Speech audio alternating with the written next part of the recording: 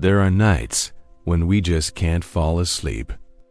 Not because of noise, not because of the light, but because there is an empty space inside us quietly shifting. A feeling we can't quite name, only knowing that it keeps us awake while the rest of the world is sleeping. If you're in a night like that right now, stay here with me for a moment, because you'll realize sometimes what we need isn't advice, isn't guidance, but simply a voice that is slow enough, real enough, warm enough to remind you that you are not lost inside your own thoughts. Welcome to Lucid Dream, Sleep and Science Stories, a small corner for restless minds, a place where stories about the science of sleep, about Stoic philosophy, and about the quiet spaces within us are told in a rhythm that is slow, deep, so you can see yourself a little more clearly, even if just for a moment. Before we begin tonight's journey, I want to ask you a question, a very simple one, but also the one most adults have quietly forgotten. When was the last time you truly listened to yourself? Not the noise of your worries, not the expectations of others, but that quiet space deep inside you, where the things you've never said out loud are waiting to be opened. And if you don't remember, that's okay. Tonight, you and I will open that door together, and who knows, in this quiet, you may find what Marcus Aurelius once wrote, a kind of gentle strength, soft enough to feel, but powerful enough to change the way we walk through life. So, let us begin. No rush, no pressure, just two human beings sitting with each other in a long night, sharing the things that once helped people find strength in silence. Because sometimes, in the stillness of the night, there are thoughts that don't need advice. They just need to be heard. Maybe all of us have lived through a moment like this before, when we've tried our best, made our plans, set our expectations, and yet the world still refuses to unfold the way we want it to.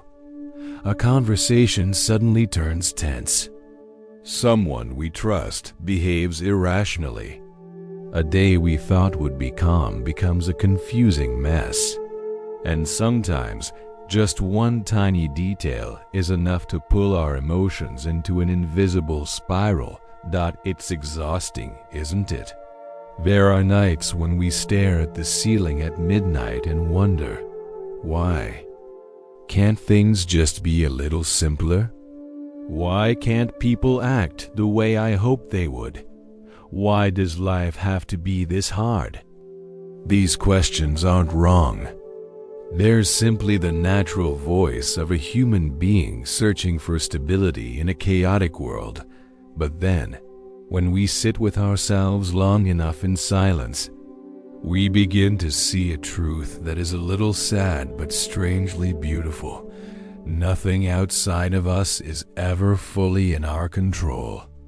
Not other people, not circumstances, not outcomes, not what tomorrow brings, not the weather, not someone else's feelings, not the surprises life loves to toss our way without warning. The world out there has its own rhythm. And sometimes that rhythm has nothing to do with what we want inside. Marcus Aurelius once wrote, "You have power over your mind, not outside events. Realize this, and you will find strength." When people hear this quote for the first time, they think it's just a simple reminder. But when you pay attention, it's like a doorway that opens to an entirely different way of living. Because most of our suffering doesn't come from events themselves, it comes from us wanting those events to be different. Wanting someone to understand, wanting circumstances to be easier, wanting life to follow our plan. And when life refuses, we twist ourselves in pain as if it's fighting against us. But the truth is, life isn't against anyone. Life is simply happening. We're the ones who drag ourselves into a silent battle, a battle against things that were never meant to be controlled by us. A friend once told me, the most exhausting feeling isn't working hard.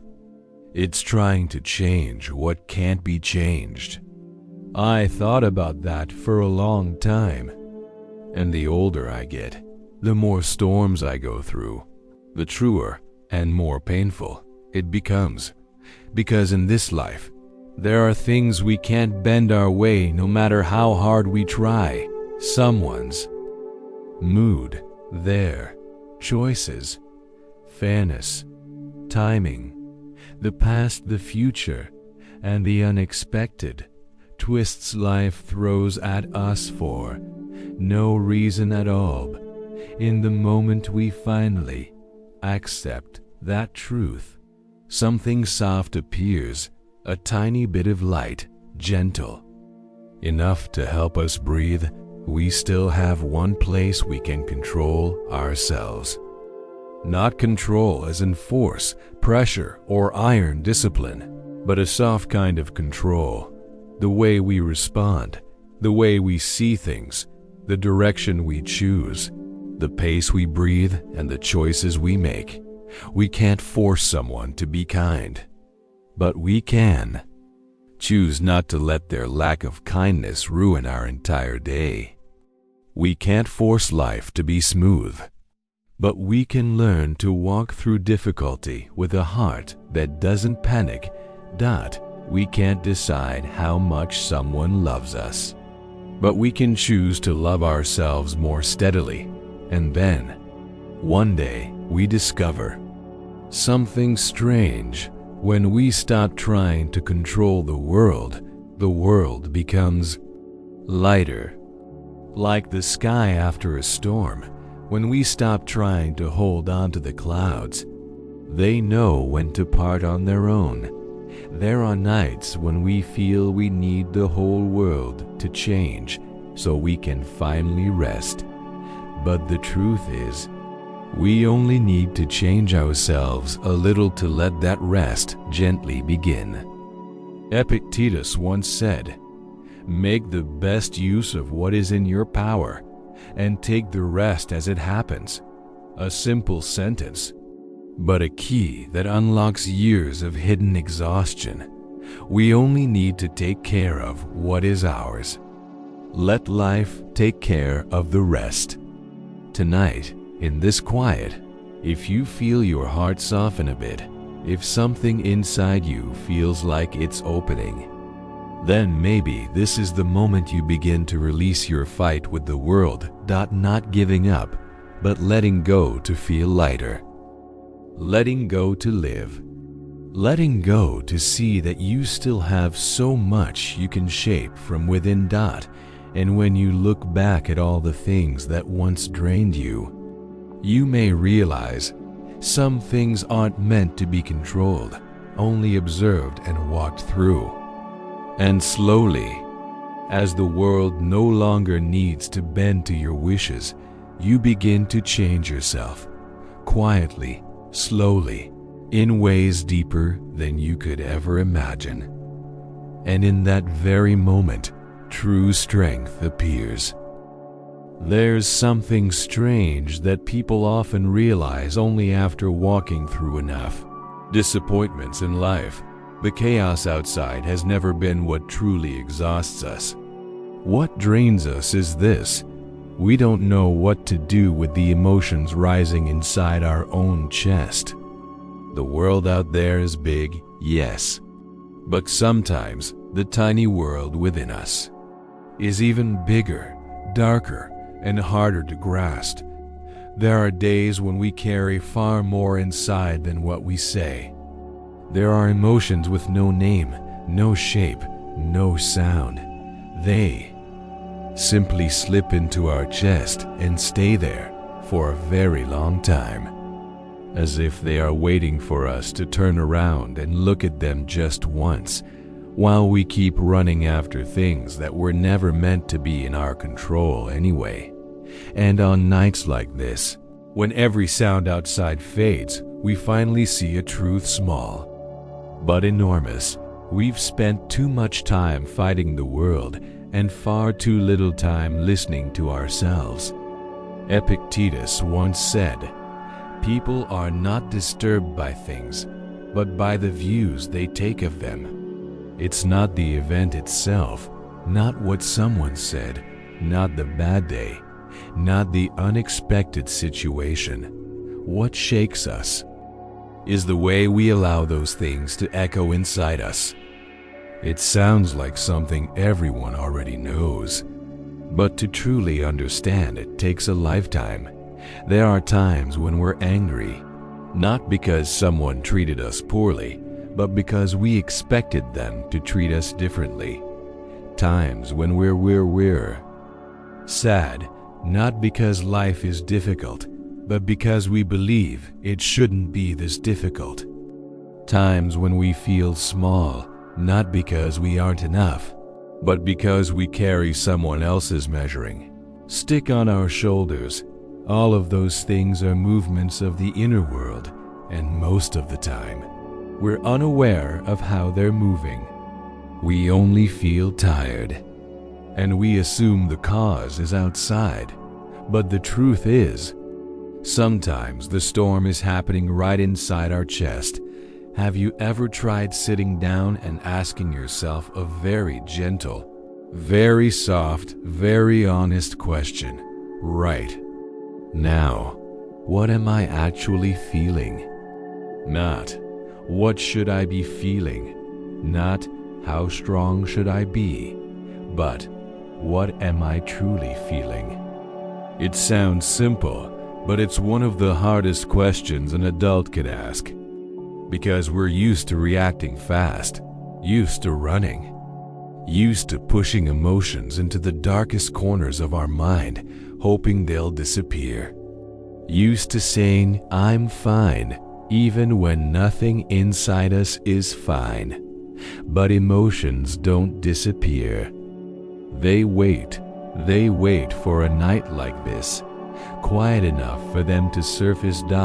And if we're brave enough to look at them, we discover something surprising. Emotions never tried to destroy us. They just want to be understood. Anger wants to be seen. Sadness wants to be acknowledged. Fear wants to be held. Loneliness wants to be spoken out loud. And these small, simple wants are the very beginning of self-mastery. Not mastery through suppression, but through awareness. The kind of awareness that feels like placing a hand over your heart and saying, "Yeah, I know. This is where I am." Maybe it feels unfamiliar. Maybe it feels too vulnerable, but trust me, we don't need to fix ourselves immediately. We don't need to be strong right away. We don't need to be okay in an instant. We only need to notice. Self-awareness, something we forget throughout most of adulthood, is the foundation of the growth. Stoicism speaks of it's like lighting a candle in a dark room. Not to move the walls or rearrange the furniture, but simply to see things clearly so we stop bumping into them. Life works in a very simple way. What we can see, we can face. What we avoid seeing will eventually hurt us. And strangely enough, when we stop blaming the world, when we stop trying to control other people, we finally see that much of the chaos was happening inside us the entire time. But that isn't bad news. It's actually the best news we could receive on a long night, because everything inside can be changed, not tonight, not in a day, but slowly, gently, in our own rhythm. Marcus Aurelius once wrote, "The happiness of your life depends upon the quality of your thoughts." Read that on a busy morning and you might scroll past it. Read it on a sleepless night, and suddenly you see that the quiet stream of thoughts flowing through your mind decides whether you feel light or heavy, peaceful or chaotic, free or trapped. And then you realize, if we can't control the world outside, the most beautiful thing we can do is gently adjust the world inside, not by forcing positivity, not by pretending everything is fine, but by shifting through honest observation, a tiny shift but one that lasts. Like an underground spring, quiet but full of life, night sometimes is our truest friend, because in the night we don't need to be strong. We only need to be real. And when we begin to look at the movements of our inner world with that honesty, we start to feel a soft strength spreading through us, the strength of understanding ourselves, the strength of knowing where we stand, the strength of no longer fearing facing our own heart. That is the point Stoicism calls self-mastery, not to become cold, but to become free, not to control everything, but to stop being swept away by anything. And when we reach that moment, even just a little, it's enough to change the way we step into tomorrow. And when we finally see that the world was never ours to control, a quiet question rises from within. If we truly want freedom, maybe we need to let something go. But what exactly should we let go of, and how? There's a strange truth about life we only understand once we're tired enough. Sometimes we're not heavy because life piles too much on our shoulders. We're heavy because we keep holding on to things we can't hold. Have you ever noticed that? Some things, even long past, we keep in our hearts as if they happened yesterday. Some people have left, but their shadows stay in our minds longer than they ever appeared in life.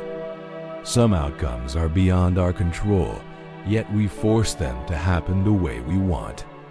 There are things that should be exhaled, but we clutch them like a precious object to protect. The strangest part is, we don't keep all those things because they're beautiful, but because we haven't learned how to let go. Tonight, in this stillness, try asking yourself a very small question that may open much more than you expect. How many things in my life am I trying to hold on to that, in truth, aren't in my hands? It could be a person, an expectation, a result, a promise that was never kept, an image of who you think you must become, or a pain you don't want to face and also don't want to release, and we hold all of it, as if letting go means losing everything. But have you ever asked yourself, what if the tight grip is what's causing the pain? Seneca once wrote, "We suffer more often in imagination than in reality." We suffer because we imagine what we fear will happen if we let go. We hold on tight because we think everything will collapse if we release it. We worry because we create thousands of terrible scenarios that likely will never come true. The outside world does not exhaust us as much as the things we choose to keep in our hearts. Once, I heard someone say something wise. People are not afraid of losing others. They are afraid of losing the feeling of control. The older I get, the more unavoidably true that feels. Deep inside, everyone craves a bit of security, a certainty to cling to believe life will follow the straight line we drew. But life doesn't care about our blueprint. It shifts, it turns, it throws us into unexpected forks. And in those turns, we learn that the need for control is only a beautiful shadow, We hug it thinking it's strength, but the more we hug it, the more powerless we become. True freedom begins the moment we stop trying to control the uncontrollable. Not letting go because we're tired. Not letting go because we give up. But letting go because we see clearly which things belong to us and which things never were in our hands. Think of a river. Water flows according to its nature. When we try to hold the water with our hands only tire, and the water keeps flowing. But when we let it flow as it is, we're no longer swept along, nor do we have to struggle. Life is like that. Its current never stops. And we don't need to stop the flow to find peace. We only need to stop trying to control it. Epictetus once said, "Freedom is the only worthy goal in life. It is won by disregarding things that lie beyond our control. Freedom, not the absence of ties. Freedom, knowing what isn't ours, so we stop wasting energy on it. There are things that, if released, will leave an emptiness, a little pain. But life needs empty space for something else to come in. A heart that holds too many things has no room left for any peace. If tonight your chest feels heavy, place your hand on it and ask, what am I holding here that I no longer need? And if I let it go, what's the worst that could happen? And what's the best that could happen? Not to force yourself to release it right away, but to begin to see which burdens are truly yours, which aren't, which you've carried too long simply because you feared loneliness if you dropped them. The truth is, letting go doesn't make you lost. Letting go simply returns you to the path you left while chasing things that weren't yours. And when we begin to let go of the right things, we notice something strange. The world doesn't change, but we do. We become lighter. We breathe easier. We are no longer dragged toward what we cannot control. And freedom begins to flow into us naturally. The freedom Stoicism speaks of isn't a flashy state. It's a quiet kind of peace, very private, very silent, like the first breath, when we stop resisting life's current. But freedom only begins when we understand what we're letting go of. And to make that freedom lasting, we need to learn to manage the only thing that will ever truly belong to us, our responses. There are moments in life when we think we need more to feel safe, more affection, more certainty, more promises, more recognition, more good outcomes, a streak of luck, a door opening at the right time. But the more we want, the more we feel lacking. Because there's a truth people rarely admit to each other. A sense of security doesn't come from what we hold, but from knowing we don't have to hold everything. Freedom isn't getting it all. Freedom is the feeling, even without it, I'm okay. A kind of mature okay. A peace that only someone who has known fear can truly appreciate. Do you see this in yourself?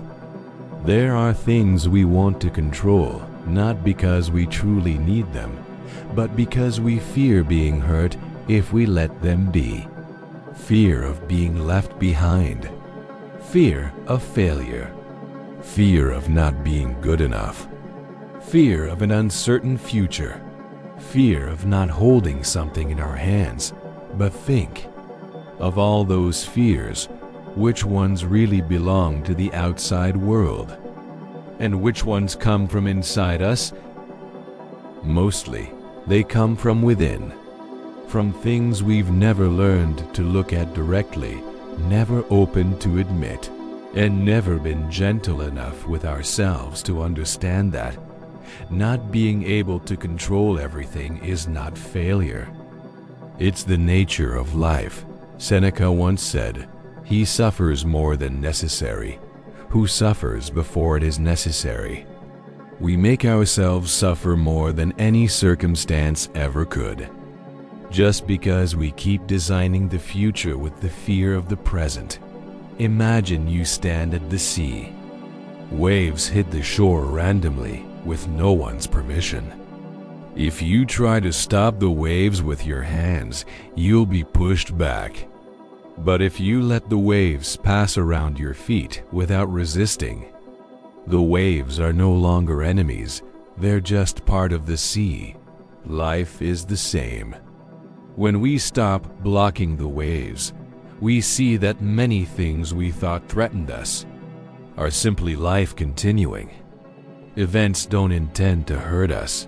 We hurt because we want things to be different.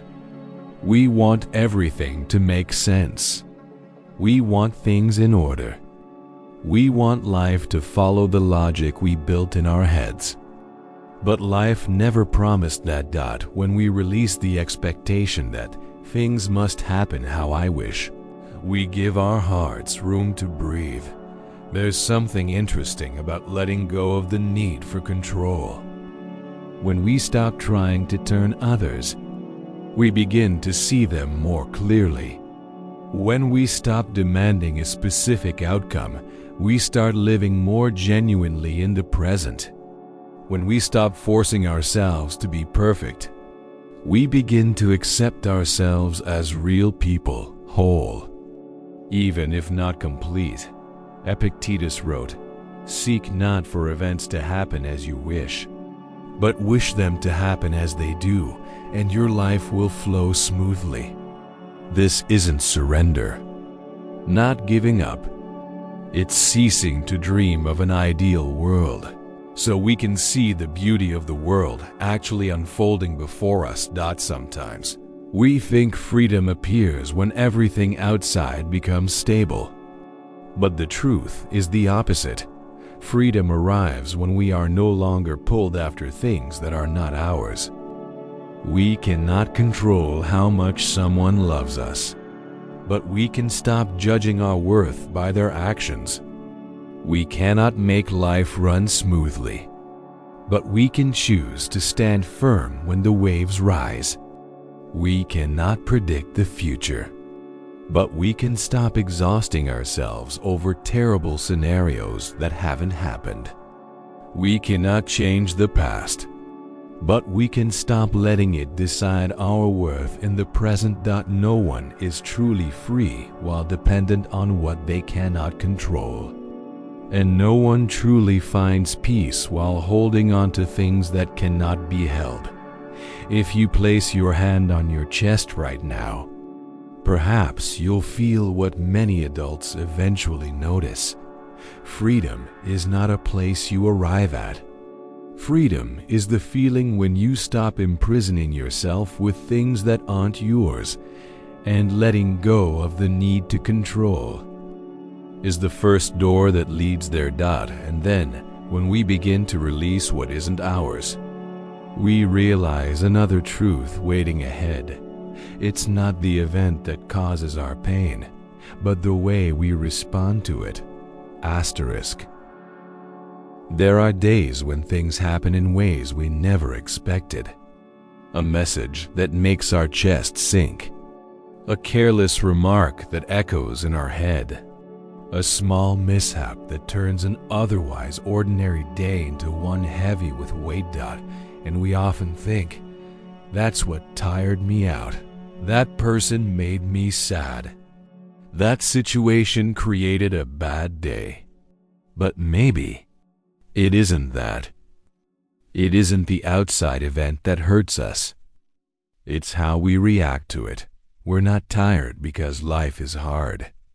We're tired because we let life set the rhythm of our feelings. Epictetus once said, "It's not what happens to you, but how you react to it that matters." A phrase everyone has heard. yet very few truly live by. Because to realize it, we must be quiet enough to look deep inside ourselves that there is a pause, tiny and fragile, between an event occurring and our reaction to it. That pause is like a door. If we rush through it, emotion drags us away. But if we stop for a second, just 1 second, we gain the right to choose, react by instinct, or react in a way that helps us grow. And it is in that pause that real inner strength is born. Have you ever tried to listen to your body in a moment of confusion?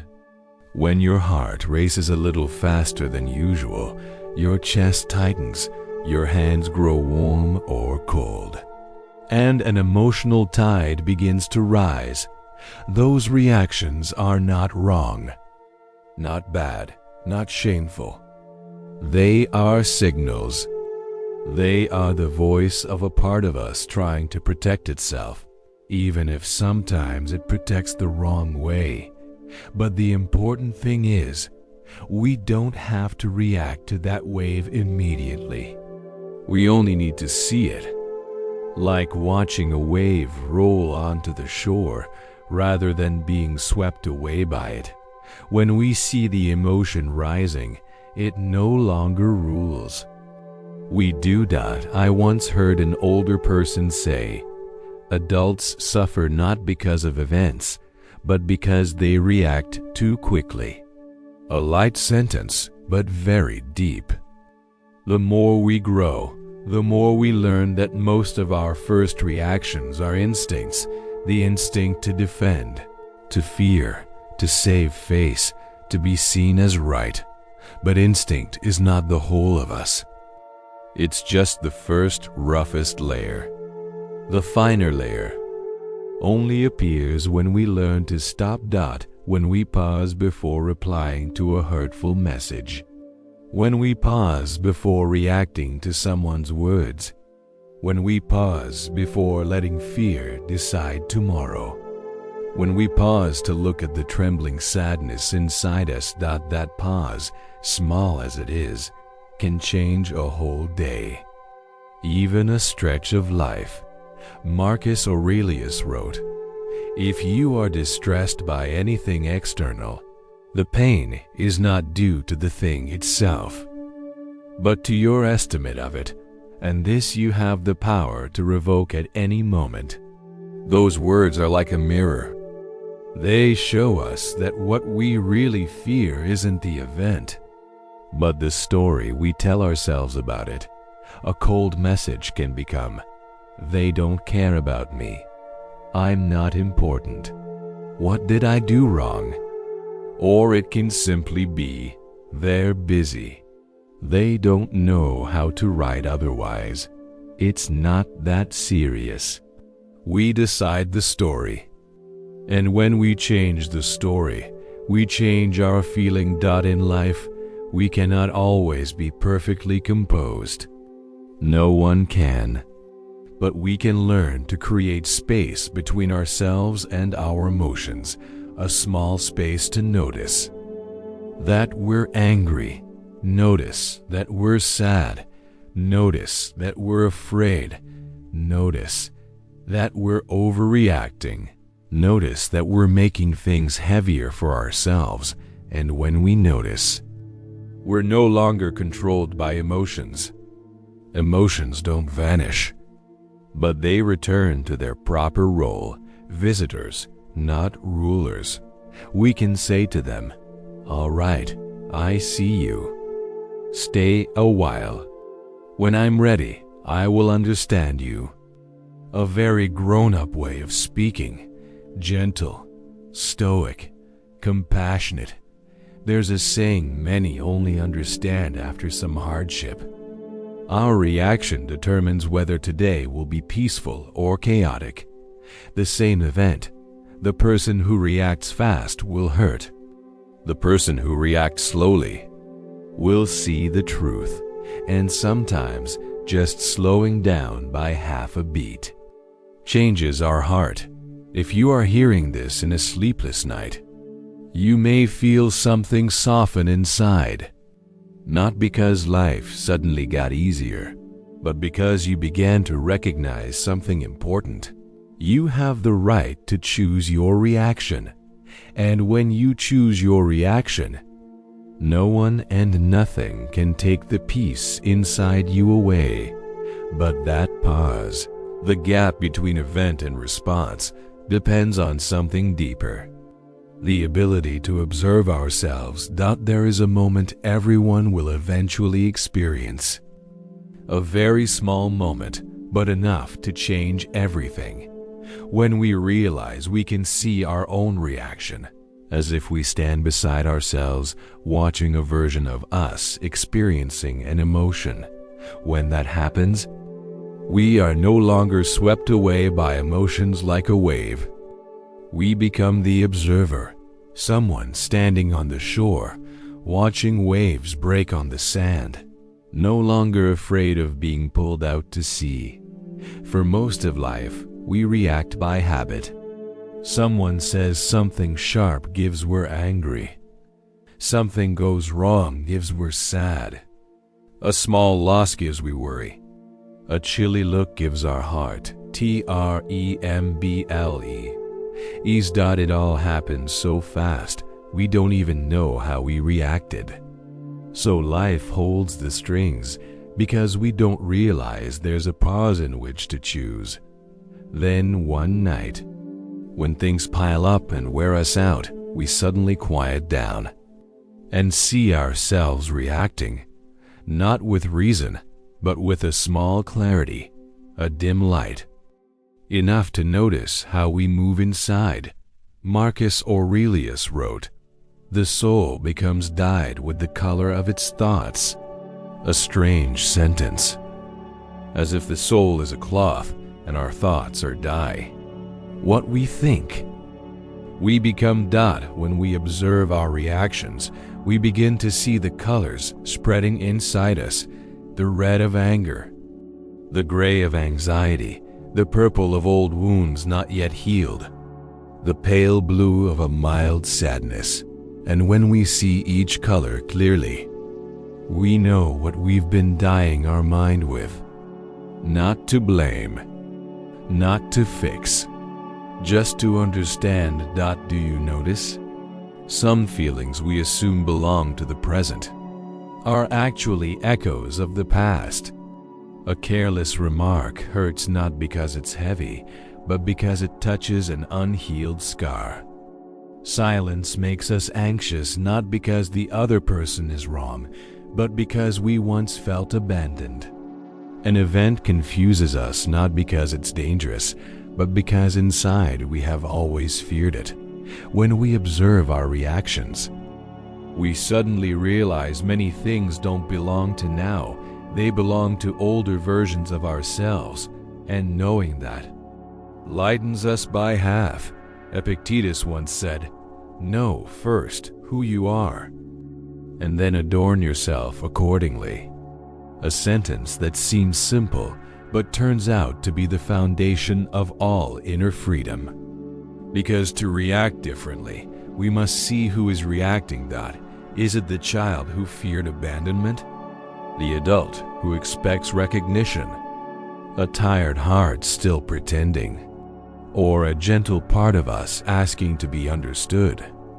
When we observe, we can distinguish what is the true feeling of the present. What is an old echo? What is fear? What is need? What is habit? What is a belief we've never tested? And when we see clearly, we no longer have to react by instinct. We can choose. Choose silence. Choose understanding.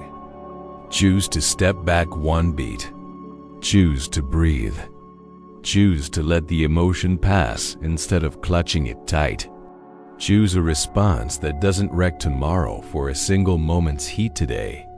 I once heard someone say, "We cannot control the waves, but we can learn to stand firm so we are not swept away." Self-observation is that steady footing, It doesn't make the waves disappear. It only makes us no longer fear them. And when we stop fearing, we react differently. Not perfectly, not motionless like a statue, just a little calmer, a little softer, a little more understanding of ourselves. And that is enough for life to change color. If you hear this on a quiet night, try closing your eyes for a moment and ask yourself, what I'm feeling right now, is it the true emotion of the present? Or is it an old story repeating itself? Your answer doesn't need to be exact, not pretty, not philosophical, just honest. And that honesty is already a large step, because every wise reaction begins with truth, the truth about ourselves. And when we can see that truth in the dark, something in us begins to change. Not loudly, not hurriedly, just quietly, deep enough to shift the whole inner world. And when we start to see ourselves more clearly, another door opens. To change ourselves, we must first recognize who we are, where we stand, and what truly moves us. There are nights when we feel tired without knowing why. Nothing terribly wrong has happened. No one has done anything particularly heavy to us. No event big enough to collapse the soul, and yet, there is still something that makes us feel off balance. As if a door inside has only just barely trembled, a soft wind has brushed across the mind, and we know there is something inside that wants to be seen, but we don't know what to look at. This is the moment most adults touch a very, very important point in life: self-awareness. Not awareness of the world, not awareness of others, but awareness of the self, of the quiet movements in the heart, the things we always feel but have never named. We grow up learning many things: how to behave, how to succeed, how to endure, how to work, how to live according to other people's expectations. But few teach us how to look at ourselves, how to observe what is happening in our hearts and minds, how to tell what is a true feeling and what is an old reflex, which fear has lived for years, which sadness is just beginning, what we really want, and what we think we must want. And because no one teaches us, we fumble through our own lives. Marcus Aurelius wrote, "Look well into yourself. There is a source of strength which will always spring up if you will always look." Perhaps this phrase only truly unlocks for us after we've been tired long enough. When we sit down one night and realize all the strength we sought outside actually begins with understanding what's inside. Self-awareness is not judgment. It is not scrutinizing every mistake or blaming ourselves for reacting the wrong way. It is not asking, "Why am I so lacking?" or "I should be stronger." Self-awareness is looking at ourselves with the eyes of a true friend. A friend who cares but doesn't force. A listener who doesn't impose. Someone beside you, not defining you by your mistakes. In the quiet night, self-awareness is like sitting next to the smallest version of yourself and asking, "Hey, what's hurting you?" That question is gentle, yet very powerful. Many times we think we are angry, but really we are hurt. We think we are cold, but actually we are afraid to love again. We think we are strong, but really we are used to holding on. We say we're okay, but actually we've grown used to not saying anything. If we don't look at ourselves, We will live a whole life not knowing what we're chasing and what we're running away from. Seneca once wrote, "Most powerful is he who has himself in his own power." Not the one who controls others. Not the best person in the room. Not the richest or the wisest. But the one who understands themselves. The one who knows where they're weak, where they're strong, where they crack, where they break. The one who doesn't fear looking into the dark corners inside, because they know those corners are part of who they are. Self-awareness is a journey no one can do for you. No one can step into your mind and tidy up what you've never touched. No one can point out your deepest fear or your truest desire for you. No one can heal the wound you won't open. Only you. And nights like these, recall a recent moment that bothered you. A little remark. A petty situation. A stranger's rude behavior. Or something that seemed trivial but made your heart heavy. If you pay close attention, that feeling didn't come from the event itself, but from what that event touched inside you. Maybe it touched a fear of being belittled. Maybe it touched a feeling of not being understood. Maybe it touched a loneliness you've carried for too long. Or maybe it touched a part of you you've never dared to speak. When we see that point of contact, we understand ourselves more than half a life. Self-awareness is not a blinding light. It's like a small candle, enough to see the path, even if only a few steps. But those few steps sometimes are enough to lead us out of the dark. Epictetus said, "First say to yourself what you would be, and then do what you have to do." Before we become anything, we must know what we are. Before we change, we must know where we stand. Before we react wisely, we must know what we are feeling. And before we seek strength, we must look where it is born, right inside ourselves. If you're hearing this on a quiet night, let your heart slow a little. You don't need to understand everything immediately. You don't need to answer every question. Just look at yourself as you would look at a friend who needs to be heard. And know that every true journey begins here inside. But to truly understand ourselves, sometimes we must look deeper into the things that make us tremble. The weaknesses, the habits, the fears. There are parts of us we always avoid. Low hollows, dark corners, things we don't want to mention. Not because they're too ugly, but because we fear that if we look, we will see ourselves weaker than we imagined. But actually, those very parts contain the most important truths about us. Sometimes maturity doesn't come from getting stronger, but from daring to look at what makes us tremble.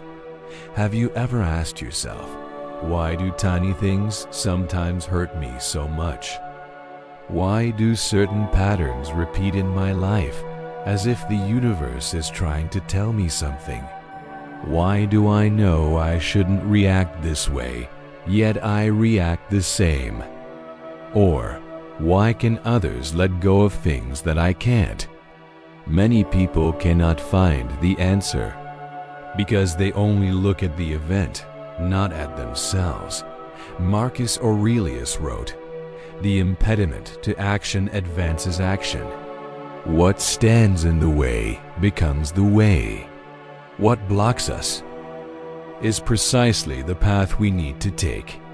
And that path doesn't lie outside, but inside us. The weaknesses we avoid are the way. The fears we bury are the way. The habits that make us repeat pain are the way. The old stories we haven't dared to tell are also the way. We don't need to be stronger to go through them. We only need to be truer. When we honestly observe ourselves, we will see things we previously only sensed vaguely. A fear of being abandoned we don't dare name. An old sadness asleep in the heart but still warm. A lack of confidence hidden behind silence. A desire for recognition we hide beneath a calm facade.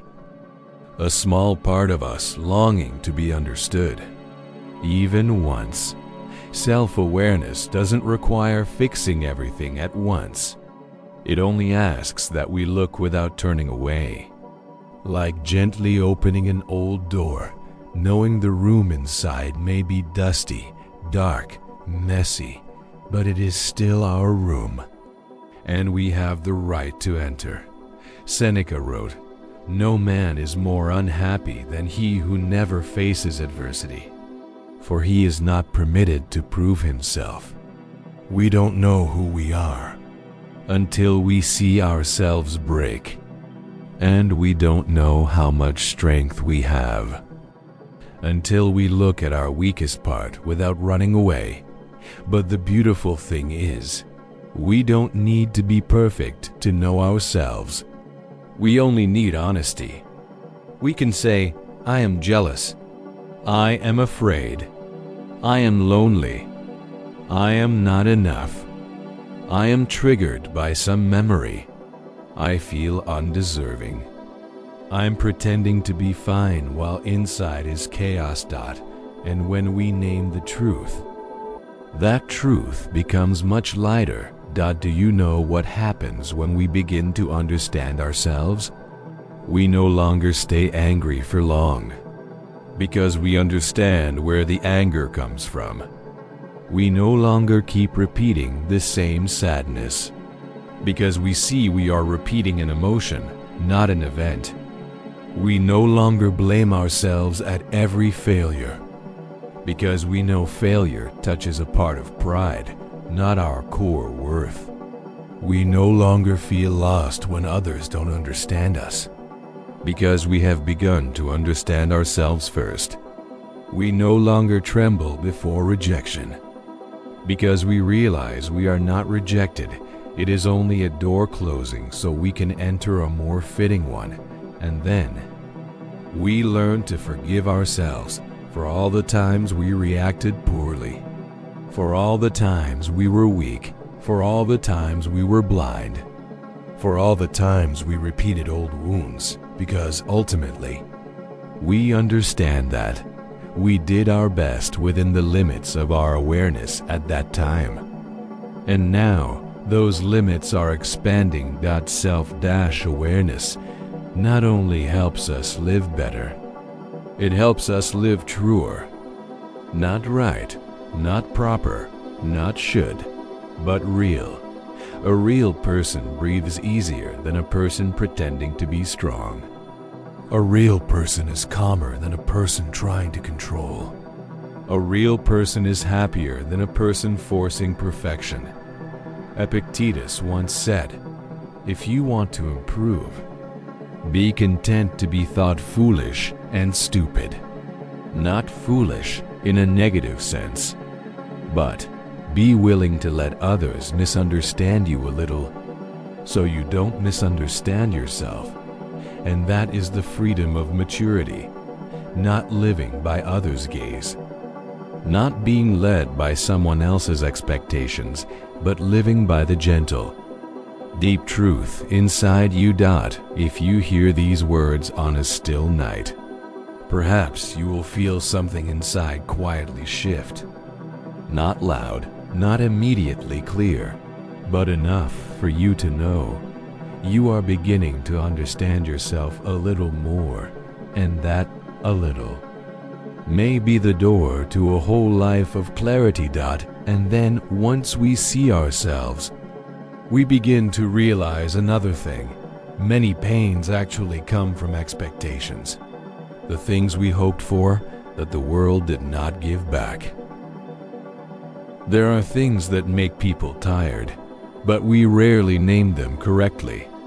Failure doesn't hurt us as much as the expectation that we must succeed. Someone's words don't wound us as much as our expectation that they should understand us.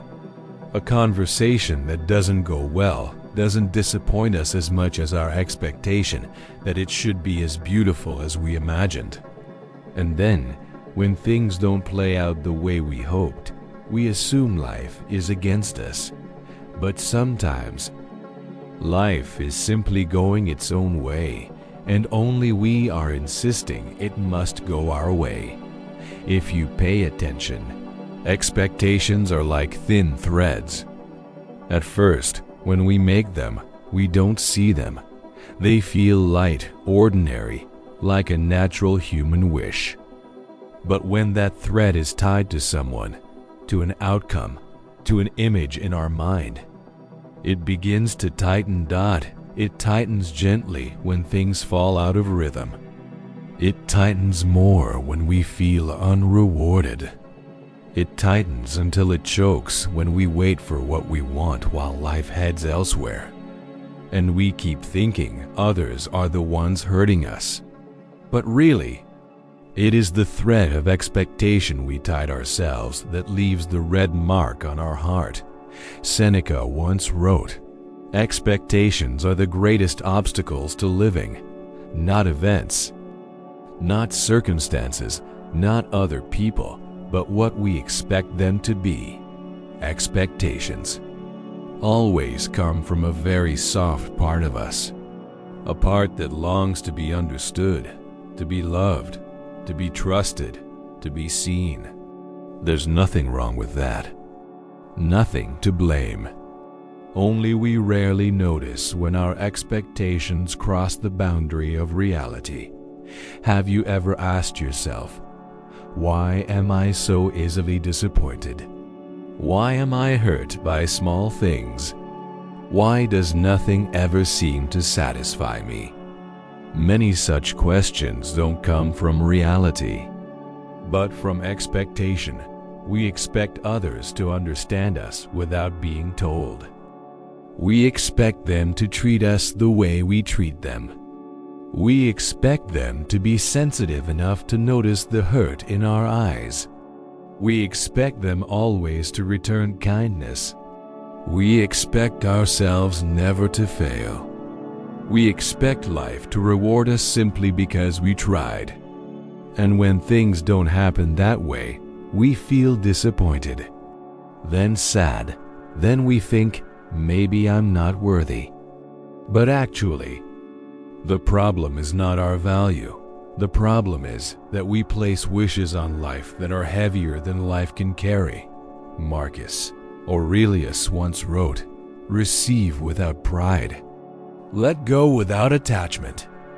Accept without arrogance. Release without suffering." A thing that seems simple, but is one of the hardest lessons in life. We cannot let go of expectations because we think letting go means losing. But expectations are not what keep us connected to others. They are what make us lose ourselves. We cannot let go of expectations because we want everything to mean something. But sometimes, life does not send meaning at all. It only sends a situation, and we are the ones who give it meaning.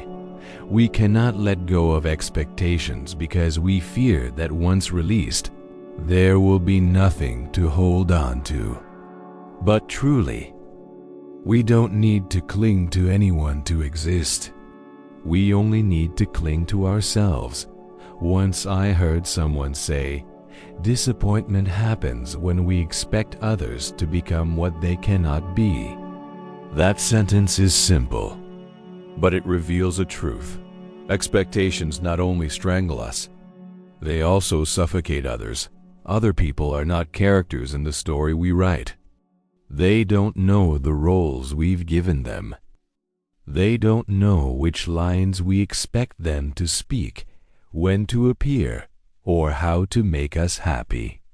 They are simply living their own lives. When we love someone with expectations, we don't see who they really are. We only see the image we want them to be. When we love life with expectations, we don't see life as it is. We only notice what it lacks. If you're hearing this on a quiet night, ask yourself gently, is there an expectation that's making me more tired than it's making me better? Maybe it's an expectation about a relationship, about a past that should have been different, about a future that should be easier, about a person who should be kinder, or about a perfect version of yourself. You don't need to let go of everything right away. No one does that in a day.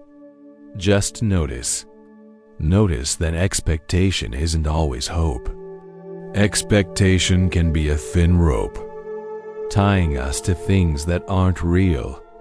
And when we spot that rope, we've taken the first steps to untie it. But expectation is only half the story. The other half is disappointment when our hearts cling to what never belonged to them.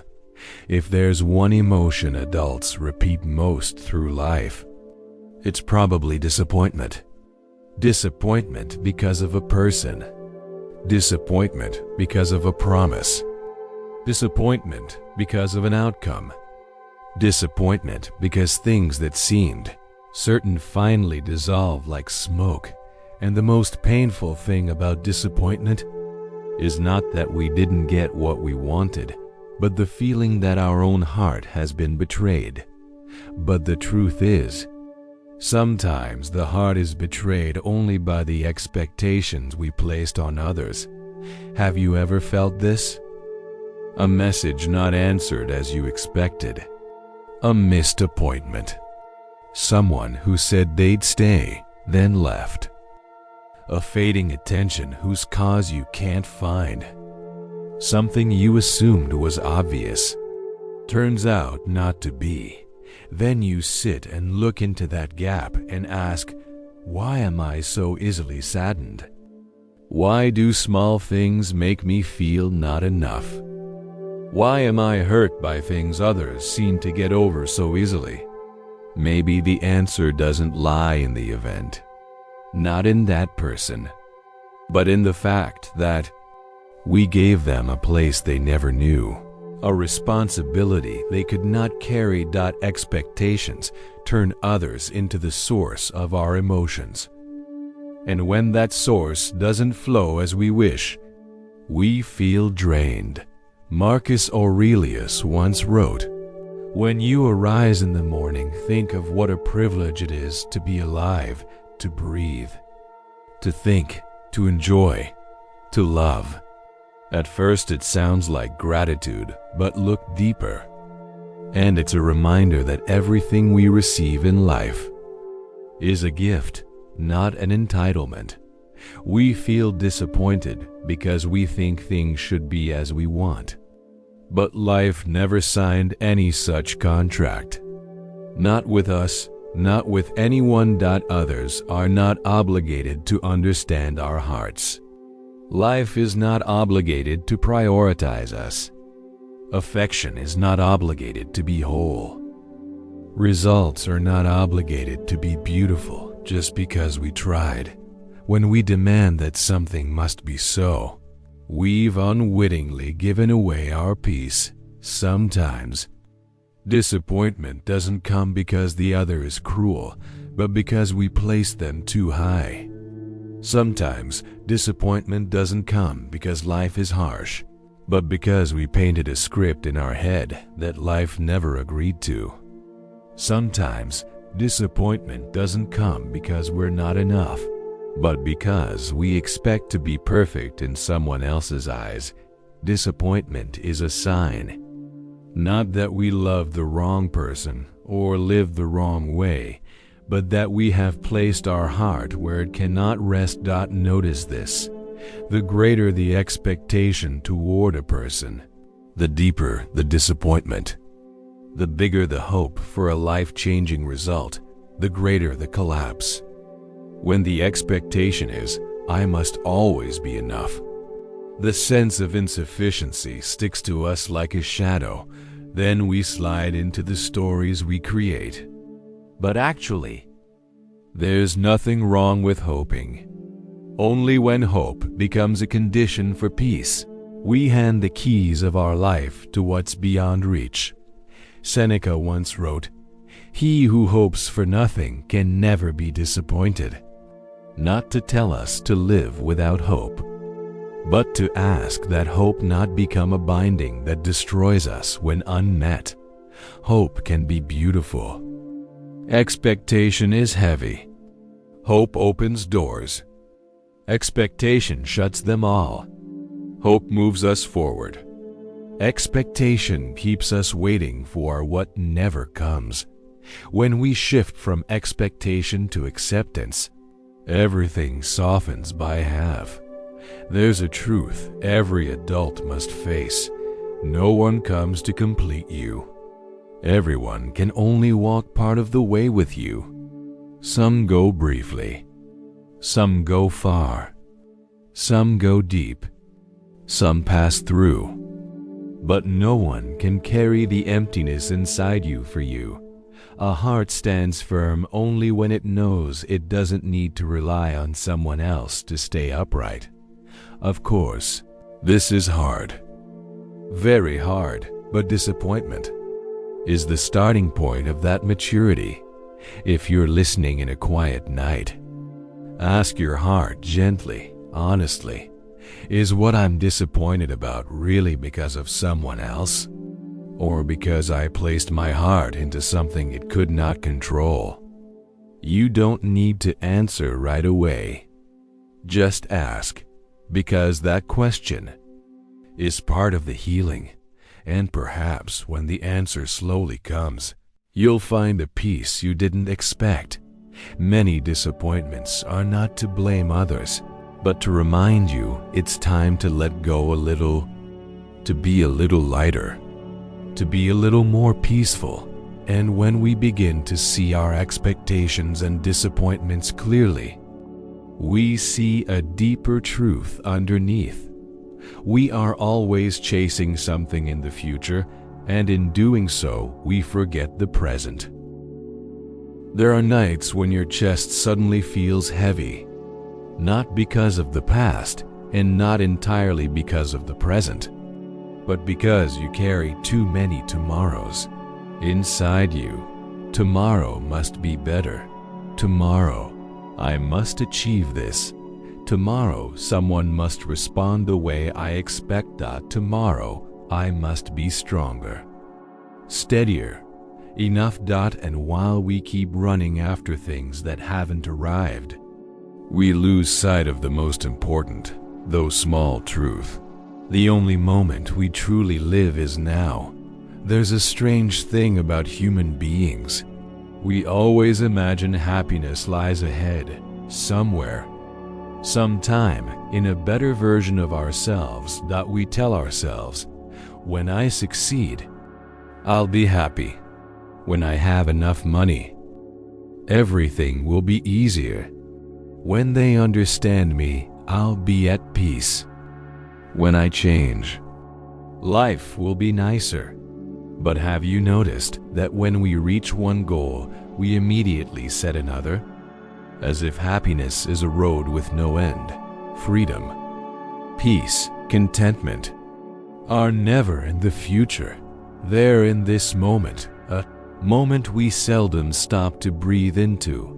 Marcus Aurelius once wrote, "Confine yourself to the present, not because the future isn't important, but because only by truly living in the present can the future be built with clarity, not with fear or lack." But living in the present is a hard lesson. Hard, because the human mind likes to run. It runs forward seeking safety. It runs to avoid facing what is happening right now. It runs believing something ahead will rescue us. And the more we run, the more exhausted we become, because we pin our peace on a place that doesn't yet exist. Have you ever felt this? sitting in a cafe with someone you care for, but your head is occupied with an unanswered message, being in a beautiful moment, but your mind worries about what might go wrong next, resting, but thinking about tomorrow's tasks, laughing, while analyzing whether everything is really okay. You are present, but not really here. You look, but you don't see. You breathe, but you don't live. Most of the insecurity in our hearts doesn't arise from what is happening, but from what we imagine will happen. And the irony is, when the mind runs too fast, we lose all the small beauties that are in front of us. Seneca wrote, "True happiness is to enjoy the present, without anxious dependence upon the future." Not to deny the future, but not to tie your happiness to things that have not yet come. Do you notice something? When we worry about the future does not change. Only the present is lost. No one truly finds peace while chasing what hasn't arrived. If you put your hand on your chest right now, you might notice your heartbeat is not for tomorrow's worry, but for this present moment. The moment you're hearing these words, whether lying down, sitting, leaning somewhere, this is the only moment you are truly living. Tomorrow hasn't come. Yesterday is gone. Only now is real. We don't need to force ourselves to return to the present. We only need to slow our minds a little, just enough to feel we are here. Not in imagined bad outcomes, not in hypothetical what ifs, not in fears shaped like the future, but here in the quiet of a long night, where you can hear your heart breathe. I once heard someone say, "Pain doesn't tire us.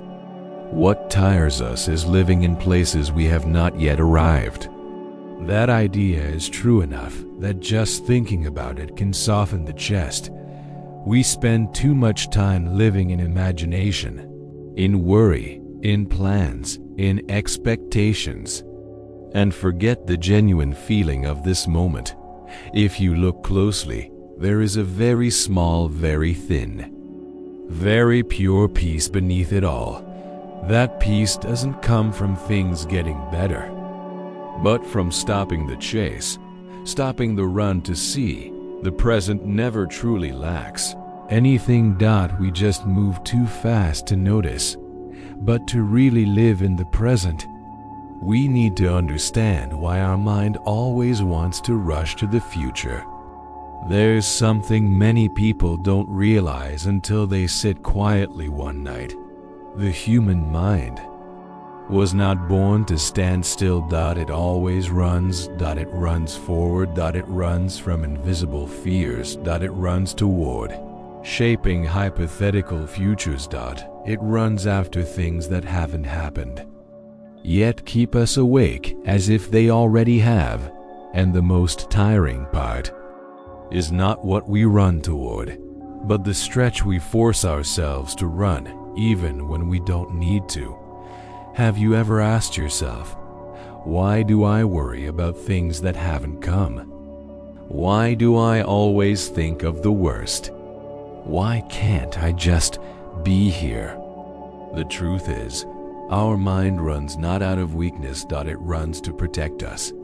Anxiety is an early form of defense, as if the mind whispers, I must prepare now, so if the bad happens, I won't suffer too much. But the paradox is, the bad hasn't come, yet we've already made ourselves suffer. Seneca wrote, "We are more often frightened than hurt, and we suffer more in imagination than in reality.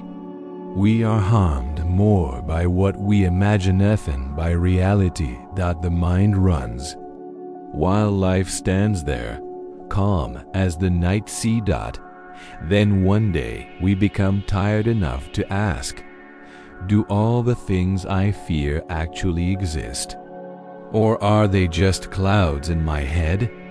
When we ask that question, softly, slowly, honestly, we begin to see most of our fears are longer shadows than the truth. We run from that shadow, like a child fleeing a shape on the wall at night, forgetting that the shape was made by light, not a real monster. When we light a small candle, the shadow disappears. Marcus Aurelius once wrote, "The present moment is all we ever have." It sounds philosophical, but it's simply an ordinary truth. The present is the only thing that truly exists. The past is memory. The future is thought. And the present is where we breathe, live, and feel. Yet strangely, it is where we spend the least time. Do you see? When we run too far into the future, we not only lose the present, we lose ourselves. We lose the genuine feeling of the moment. We lose small joys. We lose the subtleties of now. We miss things right in front of us because we view life through fear-tinted glass. A late message, we feel it as coldness. A silent day, we feel abandonment. A small disruption, we call it disaster. But actually, life remains as it is. Only our mind has run too far. We often think fear disappears when we find the answer. But sometimes, fear melts when we stop, when we are slow enough to notice the breath, calm enough to hear the heartbeat, still enough to see what is truly happening, not what our mind says will happen. The present is not scary, only the imagined future is. Epictetus said, "Make the best use of what is in your power, and take the rest as it happens." What's within our control ways lies in the present. How we breathe, how we react, how we see things, how we choose, how we love, how we live this moment and the future. It will come in its own time. Not faster because we worry, not slower because we fear. And when we understand that, life softens. As if we no longer have to strain toward tomorrow, because we realize all we truly need is already here in this moment. If you're listening on a long night, try something very small. Don't try to fix anything. Don't try to become someone. Don't try to achieve anything. Just breathe. Breathe very slowly, and let this moment be a little refuge. A place where you don't have to run, don't have to force, don't have to worry about tomorrow. This moment is yours. Not owned by fear. Not owned by the future. Not owned by anyone else. Just yours. And sometimes, to live truly with yourself, that is enough. And when we stop long enough to actually be present, we begin to notice the small things we always passed by without touching, ordinary things that can quietly fill the soul. There are nights when you sit alone and look back over a day, and suddenly you realize life isn't only made of the things that tire you. Not everything is hard. Not everything is sad. Not everything is against you. It's just that amid the great things you chase, you accidentally pass by the small things. And those small things are the ones that have kept you going on this journey. Ordinary things. Things that seem too trivial to notice. Things too small to call joys, but real enough to be anchors. And when you begin to see them, your heart softens in a very strange way. Do you remember the last time you truly felt something small? A deep breath that lightened your chest. ray of morning sunlight through a crack in the curtains, a hot cup of coffee in your hands on a cold day, a short conversation that was enough to sweep away the weight of a long day. A stranger smiling at you on the street, a moment when you suddenly felt not as alone as you thought. Those things so small, but because they're small, they're often hidden by the noise of ambition, anxiety, expectation, and what we call important. Until we slow down, stop running for a bit, and look at those things more closely, we only then realize life never truly lacked beauty. It only lacked the moments we stopped to notice it. Marcus Aurelius once wrote, "When you arise in the morning, think of what a privilege it is to be alive, to breathe, to think, to enjoy, to love." Sometimes we only need to remember that waking up itself is a gift, something we take for granted. But not everyone still has, yet we hurry, carrying worries about work, disappointments about others, old memories we can't let go, hopes that haven't come true. Then we pass through a whole day without seeing that. How beautiful the sky was today. How the cold water at the sink woke the body. How many small things our hands accomplished that we didn't notice, and that our heart is still trying. Even when no one sees, they are the silent gifts life gives us every day, but we only notice them when our mind grows quiet enough to look. Gratitude is not forced, positivity. It is not denying pain. It is not convincing yourself that everything is fine. Gratitude is seeing what you have while still acknowledging what you lack. It is feeling the beauty of a small moment, even when life remains unfinished in many corners. It is placing your hand on your chest and saying, "Yeah, things aren't perfect, but they're not that bad either. And among the chaos, I still have small things to hold on to." That doesn't change life's color immediately, but it changes the color of your heart. Seneca once wrote, "Nothing is more honorable than a grateful heart." Gratitude doesn't make you right, but when you're grateful, you return to the purest part inside you, the ability to recognize the beauty of very ordinary things. A grateful heart is not one without pain, but one that can see through the pain to the light in life. Think of the times you thought you would collapse, but still stood up. Maybe not because of something big. Maybe just because of one line, one small act, one accidental moment of beauty. Those are the reasons we keep living. But we forgot them because we were busy staring at what's too big. If right now you're lying in the dark, listening to these words, your heart still aching over something, or your mind busy with tomorrow, try looking around a little. Maybe you're in a safe place.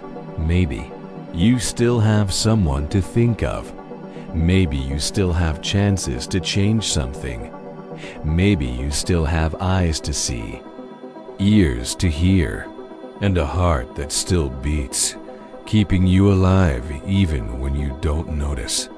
Those things, they could vanish, but now they're here, and because they're here, you have the right to call them luck. Gratitude doesn't make pain disappear, but it gives you a path to walk through pain more lightly. Gratitude doesn't make life instantly easier, but it prevents you from drowning in the gigantic things and forgetting the small, beautiful ones.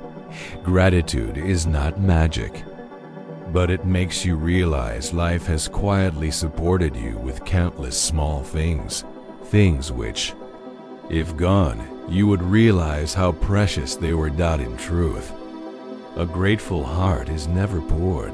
It is wealthy in a very quiet way.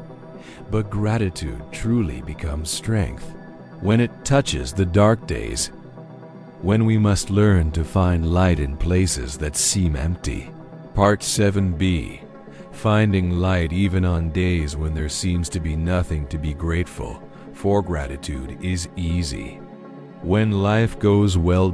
When there's joy to hold, when someone is beside you, when results turn out as you hoped.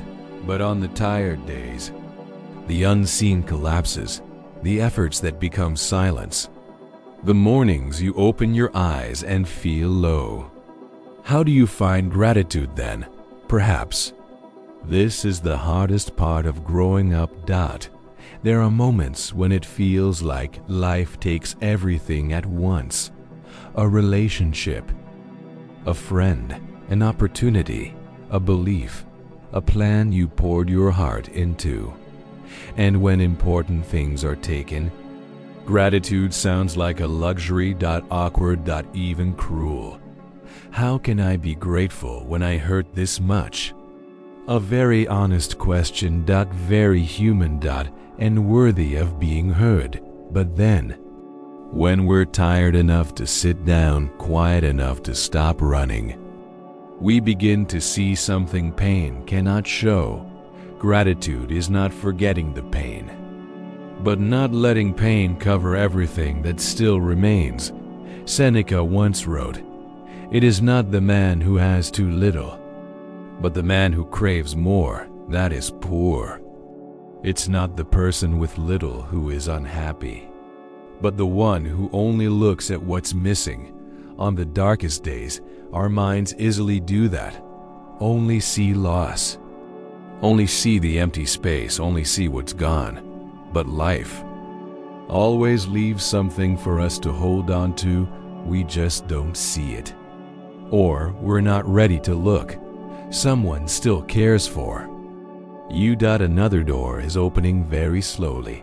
A deeper sleep than usual, a painful truth that brings clarity. An opportunity born from the end of another. They don't erase the sorrow, but they keep it from swallowing you whole. Marcus Aurelius wrote, "The world is nothing but change. Our life is only perception." Reading that in calm times is easy. Reading it in pain, you begin to understand it more deeply. The world always changes. People come and go. Opportunities bloom and fade. Things we thought were forever turn out to be passing. But among all that flux, how we look defines our life. Two people experience the same loss. One only sees loss. One sees the loss, but also recognizes it's time to open something new. No, one is stronger, just a slightly different perspective. And that difference comes from gratitude. Gratitude does not mean thank you, suffering. No one must be grateful for a wound. No one must be grateful for someone who left. No one must be grateful for something bad. Gratitude is seeing that you still have something to stand up for. There is still someone to love. There is still a body to walk with. There is still opportunity to try again. There is still yourself tired, but not defeated. A heart may crack, but it still beats. And each beat deserves gratitude. Do you notice? On the worst days, sometimes one very small thing is enough to keep you going. And the meal you can make yourself, a message from an unexpected person, a song that makes you forget your sadness for a few minutes, a deep sleep after stretched nights, a thin feeling that I will be okay. Not today, but someday. Those things are tiny, but those tiny things kept you alive, kept you moving, kept you from collapsing. Kept a thread of hope to look forward to. Epictetus said, "He is a wise man who does not grieve for the things which he has not, but rejoices for those which he has." In the bleakest days, it's not strength that gets you up, but the fact you still see something to hold on to. A hand, a word, a light, a chance, a part of yourself that still wants to live, love, and continue. Gratitude touches those things, not to erase sorrow. But so sorrow is not all you have. If you're hearing this on a hard night, when your heart may be heavy, your head tired, your chest a little empty, notice one small truth. You are still here, still breathing, still trying to understand yourself, still wanting to heal. Still wanting to live better. Even if your feelings don't allow it, still making time for yourself in this moment. That is reason enough to be grateful. Not because life is beautiful, but because amid all the fragments, you still have a part leaning toward the light, a part even pain cannot touch. And if you nourish that part, very gently, very slowly, you will see life open in ways you never saw before. And when the heart has learned to be full from small things, another question appears: how to keep that peace for the long term? Stoicism says it all begins with discipline, but not rigid discipline, rather discipline as a form of freedom. On the journey to inner peace, we come to a point almost everyone must face and confront a slightly bitter truth. Not everything we want will bring us peace.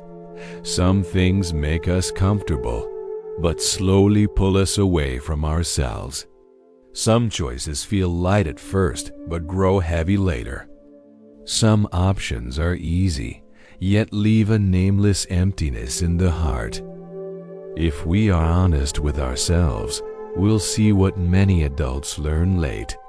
True peace doesn't come from momentary feelings.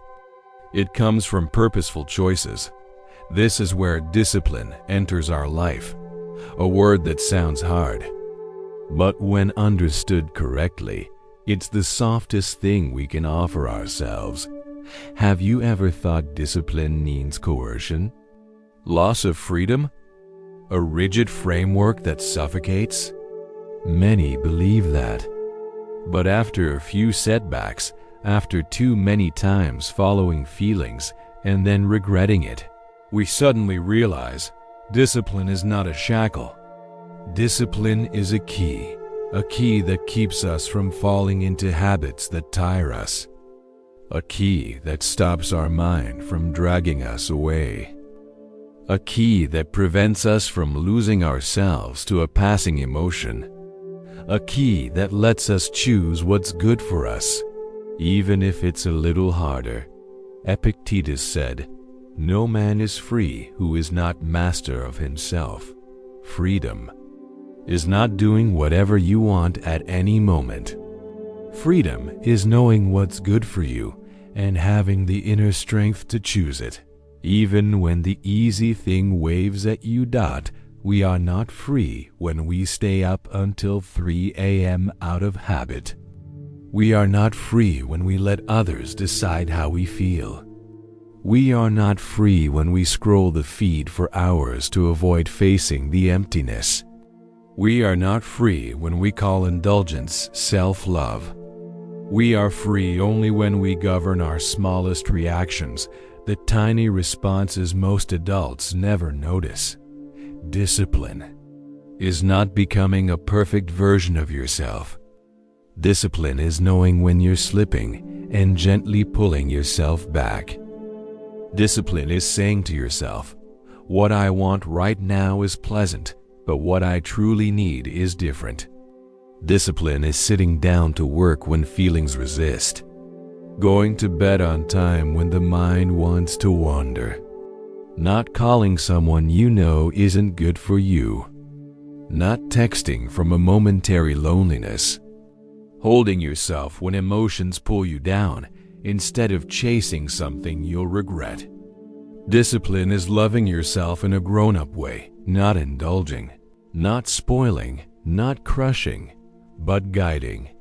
Marcus Aurelius wrote, "You have power over your mind, not outside events." Realize this, and you will find strength. True strength begins when we choose what's right for our mind instead of what's easy. Sometimes the right thing is very small. 10 minutes of meditation to 5 minutes of deep breathing, 1 page of reading, a glass of water, a gentle self-reminder, one choice to stop hurting yourself. Those small acts create large days. And large days shape a more resilient version of you. People often think discipline needs enormous effort. But actually, discipline lives in the things no one sees. No one sees you trying to sleep early. No one sees you cutting off contact with what drains you. No one sees you working quietly when your heart wants to run. No one sees you choosing silence over anger. No one sees you choosing release over demand. No one sees you learning not to react by instinct. Yet those unseen things make the person you become. Do you know the most beautiful thing about discipline? It restores your faith in yourself. Every time you do something right for yourself, even a tiny thing, you send yourself a powerful message. Hey, I am worth trying for. A simple line like that can save a life. Discipline doesn't make you rigid. It helps you avoid becoming the kind of person you'll regret. When you choose what's right more often than what's easy, life becomes more balanced, clearer, less chaotic, less rushed, less exhausting. Not because you're better, but because you're freer. But discipline is not only about keeping away from easy comforts. Discipline is the gentle ability to guide yourself when feelings won't listen. It's a soft, yet deep journey. Discipline is often mistaken for absolute toughness, for gritting your teeth through everything, for being steel, unflinching, never lazy, never weak. But that's not discipline. At least, not the kind a mature soul needs. True discipline is when you lead yourself, not punish yourself. It's when you hold your emotions, not suppress them. It's when you speak gently to yourself, not command yourself. Discipline is not hard. Discipline is soft, but steady. There are days you wake and don't want to do anything. Don't want to open your eyes. Don't want to answer anyone. Don't want to get out of bed. A kind of fatigue no one understands. And sometimes you don't either. On days like that, forcing yourself breaks you. Giving up lets you drift. Discipline is not those extremes. It sits in the middle, a very gentle space where you tell yourself, it's okay. I only need to do a little. Just a little will do. Epictetus said, first say to yourself what you would be, and then do what you have to do. That sounds like goal setting, but really, it's about guiding yourself. Not by pressure, but by consistency. Not by harshness, but by the deepest kindness. Discipline is not, must do it no matter what.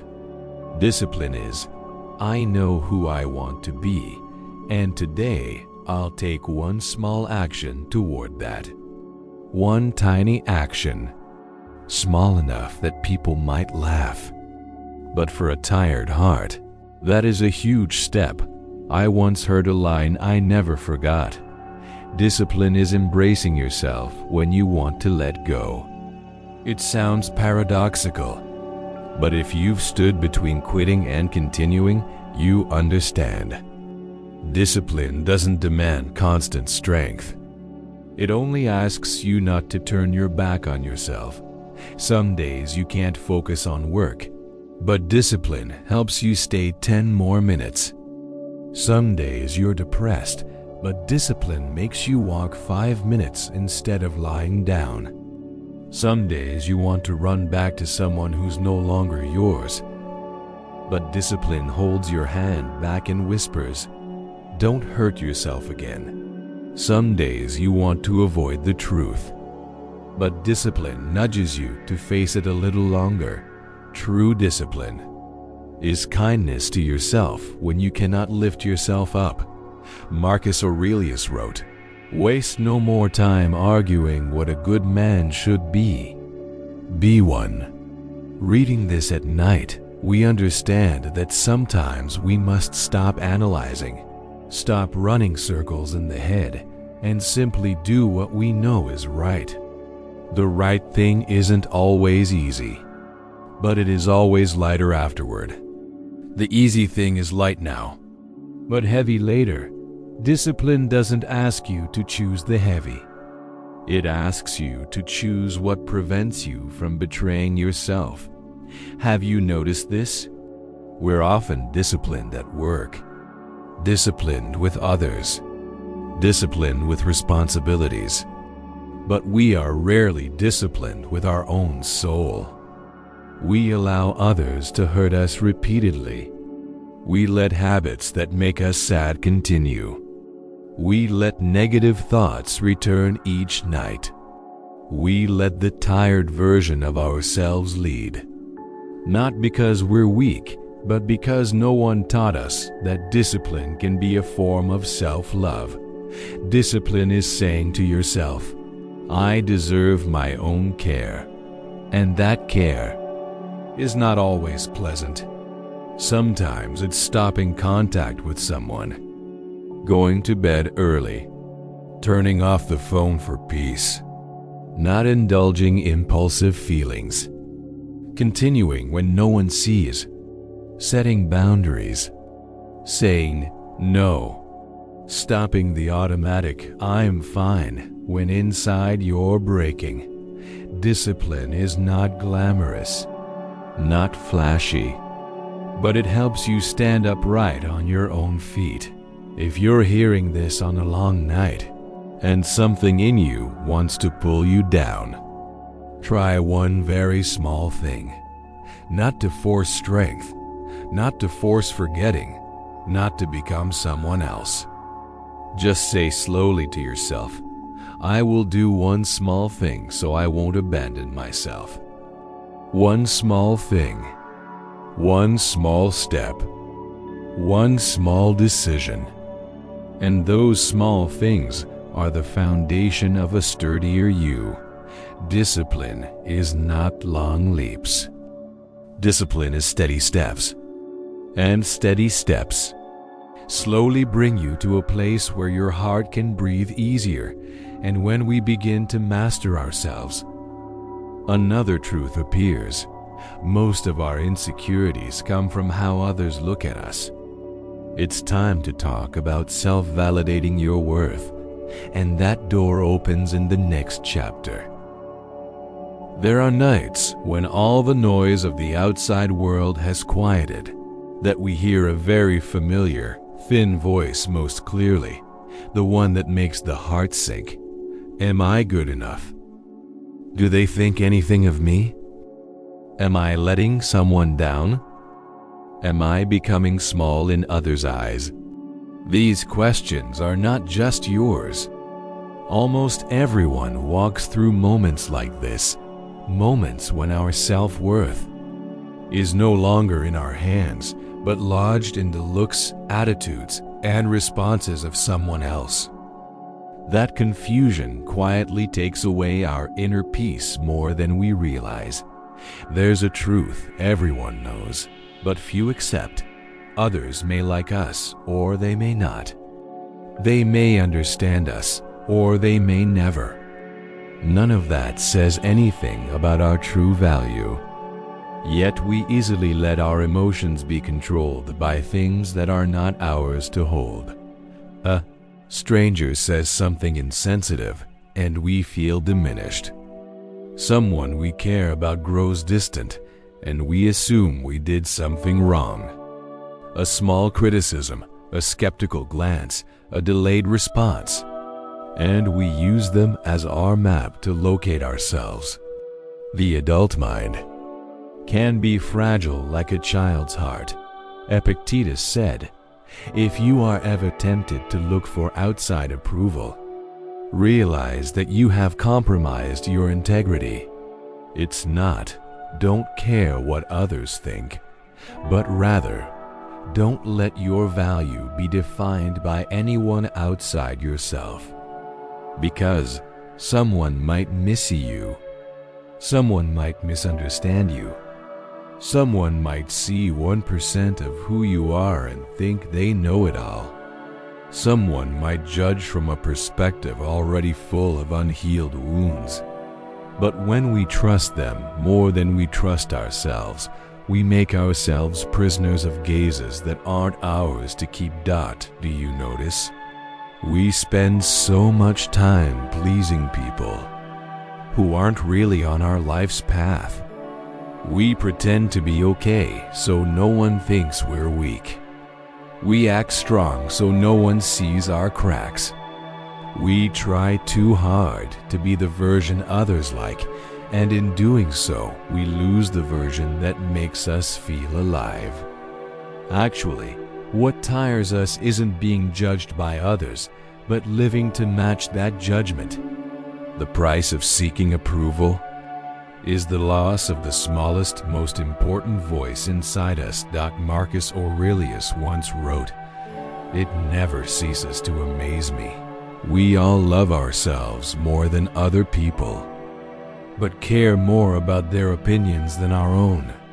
We love ourselves most of all, yet we let others' opinions decide how we see ourselves." A paradox, very human. We only realize it after too many times handing our heart to people who don't know how to hold it. Too many times measuring ourselves by someone's silence. Too many times letting others' reactions set our worth. But one night, exhausted, we suddenly realize no one knows your whole journey, so why let them define you? Have you ever paused and asked, if I didn't have other people's eyes on me, would I still feel not enough? If I didn't hear that comment, would I still judge myself so harshly? If I weren't afraid of being criticized, how would I live differently? Those questions are soft, but they draw the invisible boundaries we live inside. The beautiful thing is, those boundaries aren't real. You can step out, not by force, but by recognition. If you're listening on a quiet night and a trace of not enough, of being misunderstood, or unworthy lingers inside, try placing your hand on your heart and ask gently, is my worth really in other people's eyes? The answer is always no. No one sees you whole. No one fully understands your story. No one knows how many dark days you crossed to stand here. No one knows how hard you tried to become the person you are now. No one knows the silent battles you fought, the wounds you hid, the efforts no one saw. But you do. You know better than anyone. And that is true validation. Value is something you must give yourself first, before expecting anyone else to see it. But to self-validate, you must have the courage to cut the threads tying you to the world's gaze. There is something that takes many years to understand. Not everyone who judges you is worthy of your belief. Not everyone who likes you is deep enough to truly know you. Not everyone who leaves is important enough to take your value with them. But before we learn this, we let our lives be pulled by countless invisible threads. A look, a word, an attitude, a silence, how someone treated us on a rough day, or a casual remark they made while tired. Those threads are thin, yet can tie the heart like knots you can't untie. We think we're reacting to them, but actually, we're reacting to our own insecurities. Have you felt this? Someone not very close shows irritation, and you replay it all day. One small criticism among many compliments, and it sticks in your mind more than all the positives. Someone becomes cold, and you immediately doubt yourself, rather than think perhaps they have their own troubles. We forget how others treat us reflects them, not our worth. But because of old wounds, we mistake every silence for rejection. Every distance becomes our fault. Every disappointment proves we're not enough. And at that moment, we hand our whole self-esteem to people who don't even know we did. Epictetus said, "If someone is able to upset you, your mind is complicit, not because you're weak, but because you've given others too much power." Instead of asking, "What did they say?" ask, "Why does their word have the power to hurt me so much?" Instead of asking, "Why don't they appreciate me?" ask, "Why do I need their appreciation to feel worthy?" Instead of asking, "Why do they not see me?" ask, "Why do I need their gaze to see myself?" When you ask the right questions, you'll see the issue was never other people. It was those parts of you that still haven't been loved by yourself. Marcus Aurelius wrote, "Very little is needed to make a happy life. It is all within yourself. It's all inside you. Not in other people's eyes, not in praise, not in the judgment of someone fighting their own private wars. One day you'll sit like tonight and realize it's not that you're not enough.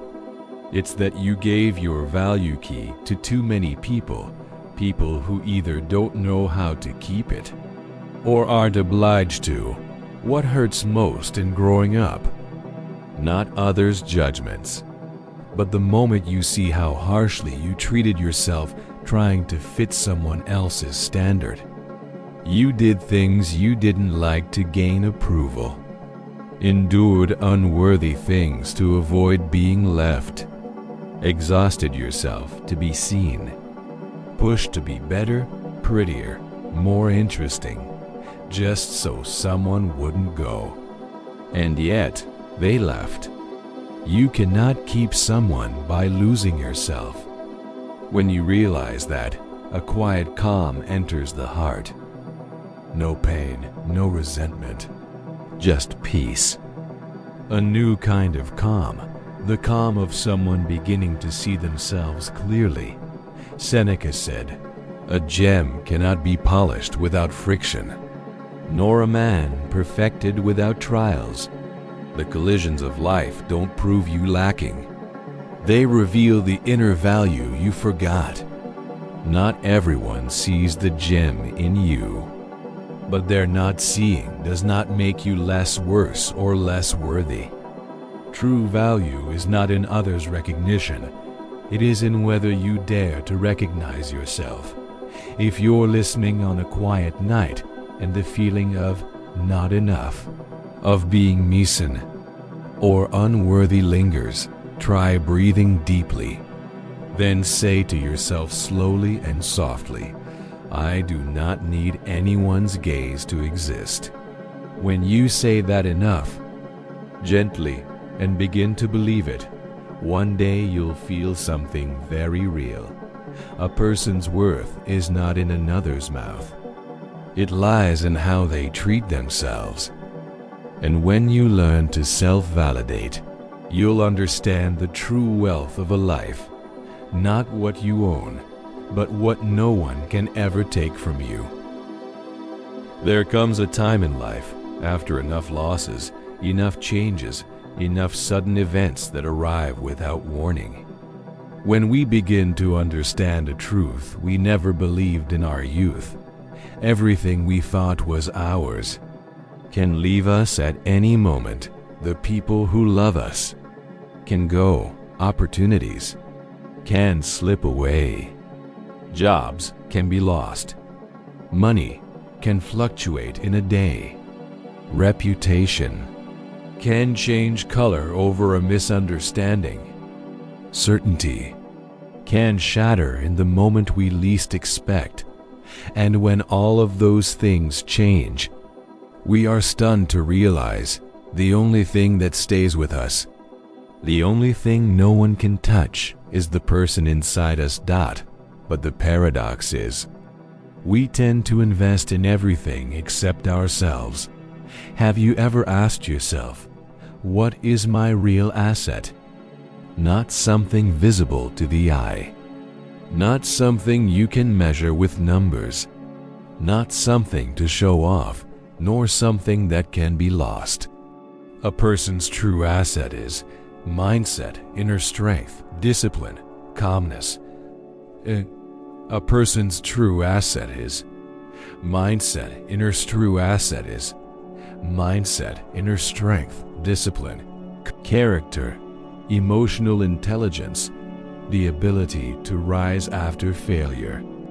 How we see the world, the way we love and self-love, all of these, no one can take away. No event can break them. No calamity can steal them. No love can deprive you of them. No loss can rob them from your hands. That is the treasure you carry, even when you have nothing. Marcus Aurelius wrote, "The soul becomes dyed with the color of its thoughts." The soul is painted by what we feed it every day. If we feed it comparison, it fills with envy. If we feed it fear, it trembles at change. If we feed it dependence on others, it gets lost whenever someone leaves. But if we feed it discipline, knowledge, clear and peaceful thoughts, and self-acceptance, it becomes the most enduring asset of a life. A strong soul cannot be shattered. A deep mind cannot be stolen. A lucid inner strength cannot be controlled by anyone else. Epictetus said, "Only the educated are free." Not educated as in classrooms alone, but educated about yourself and the world, trained, alert, insightful, aware. We are free when we know who we are. We are free when we know what is worth keeping. We are free when we know what to let go. We are free when fear no longer leads the way. We are free when we trust that we can stand up again even when alone. That is not arrogance. That is maturity. Notice something interesting. When we invest in ourselves, the outer world becomes lighter. If someone likes you, you're glad. If someone doesn't, you're still okay. If someone leaves, you grieve but do not collapse. If someone stays, you appreciate them without dependence. Work changes, you still have the capacity to start over. Opportunities pass, you have the mindset to find new ones. Life plays tricks, you still have the resilience to rise. The world spins fast, you still have roots to hold on to. Investing in yourself is not just strategy. It is kindness to yourself. Seneca said, "Life is long if you know how to use it." Life opens up only when you learn to live from the inside out, not from fear. Not from lack, not from dependence, but from the value you build within yourself. Every book you read, every time you discipline your emotions, Every moment you refuse to run toward what's not yours. Every time you choose what's right over what's easy. Every time you get up after a fall. Every time you understand yourself a little better. All of that is capital, a hidden wealth that others sense when they come close. If you're listening on a quiet night, and you feel you have little, or that you must start again from zero, or that others are far ahead, remember softly, you do not start from zero when you begin from yourself. The person inside you is what will carry you through life, not someone else, not what you own, not what you achieve, but you, the version who quietly strives each night like now. That is the real asset, and it grows right now in the moment you listen to yourself. But to truly invest in yourself, you must know what in you is permanent and what only passes by. After enough upheavals, we begin to see life like a house with many rooms.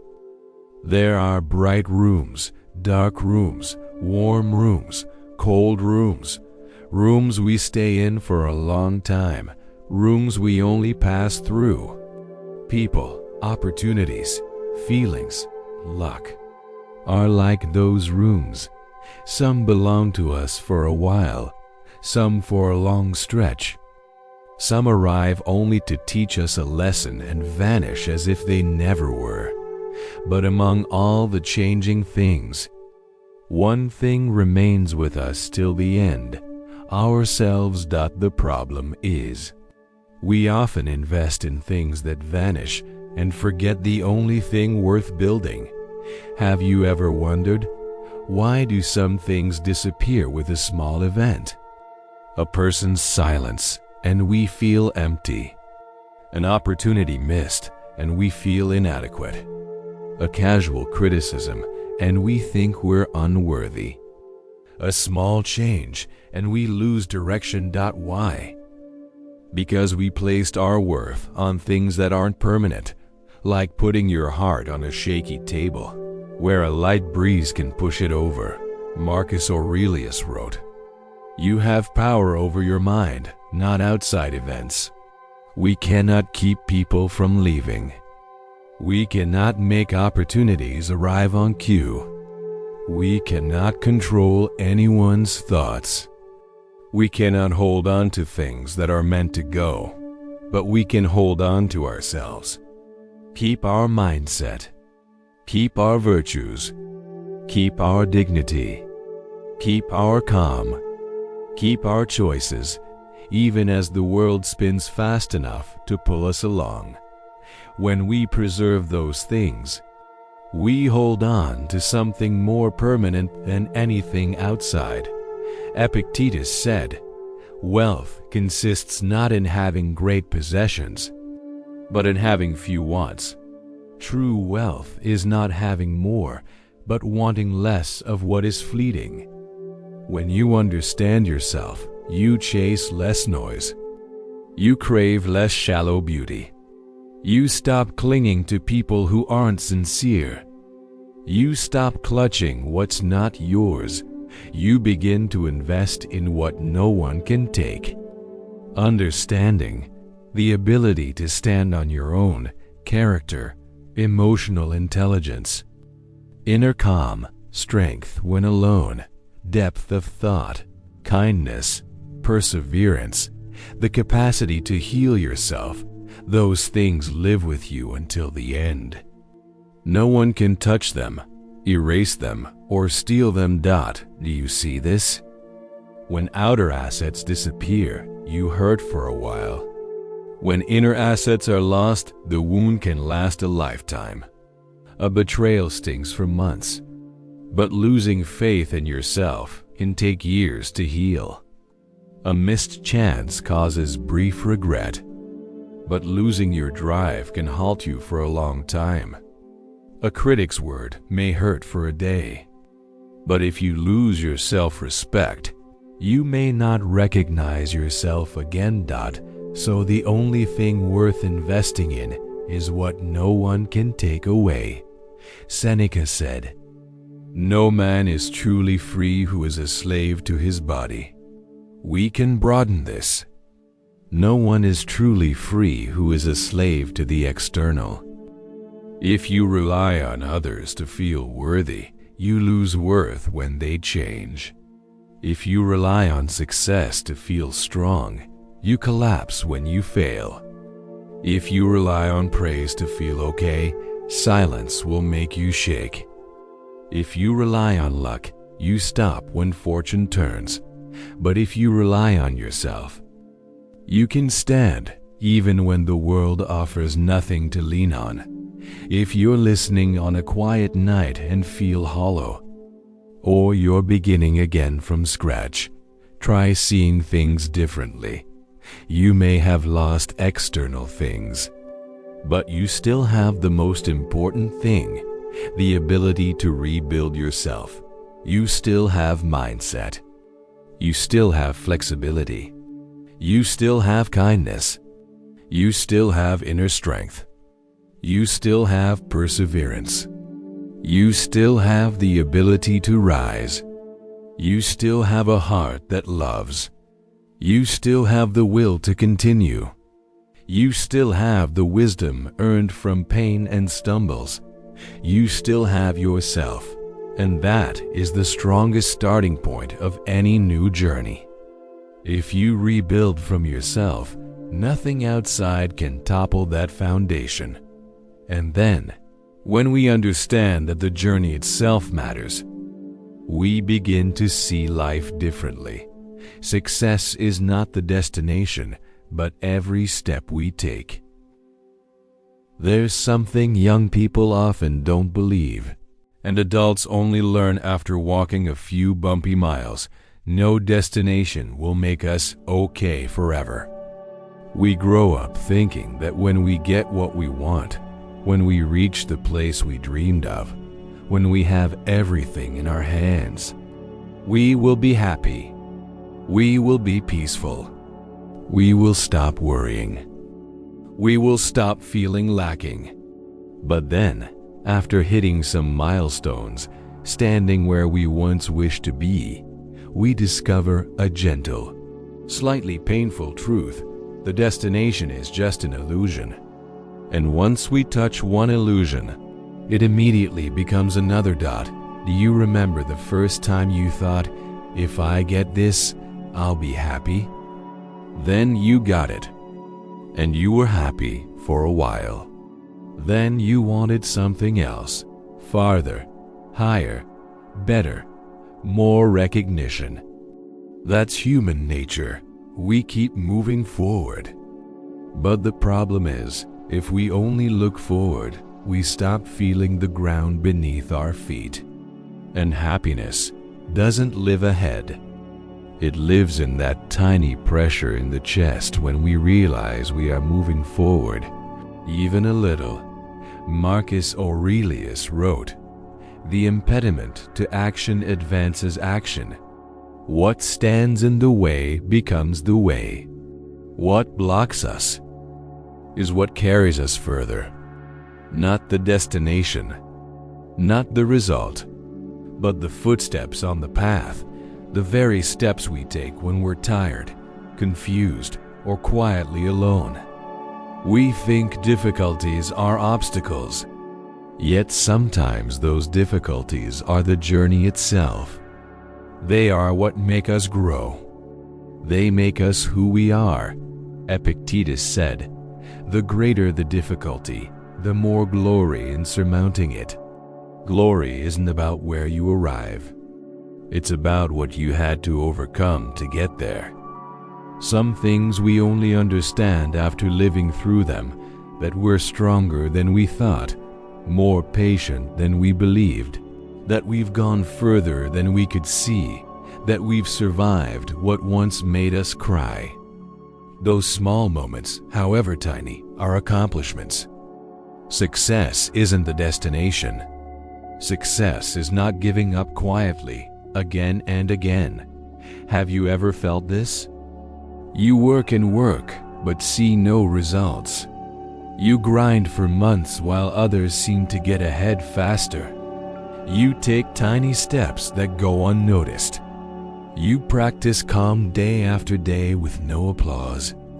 Then you ask, am I doing the right thing? Is it worth it? Am I on the right path? But if you stop then, you'd never know that a few more steps might be the moment the door starts to open. The difficulty of the journey is not the tiredness, it's not knowing how close you are. That's why you must continue, not for the result, but because the journey itself is making you grow a little at a time. Seneca said, "It is not that life is short, but that we waste much of it." We don't lack time. We lack presence on the path we're walking. We chase the destination so hard we forget. Taking a step is itself an achievement. Learning one small thing is progress. Losing your temper a little less is growth. Pausing 10 conscious breaths before reacting is a victory over yourself. People think success is a single moment. Actually, success is thousands of tiny moments we never notice. If you are on your path and feel tired, slow, behind others, with hazy results and unmet expectations, take a gentle look back. You've traveled farther than the old version of you could have. You've survived days you thought would break you. You kept going when you wanted to quit. You rose after secret falls. You grew in silence.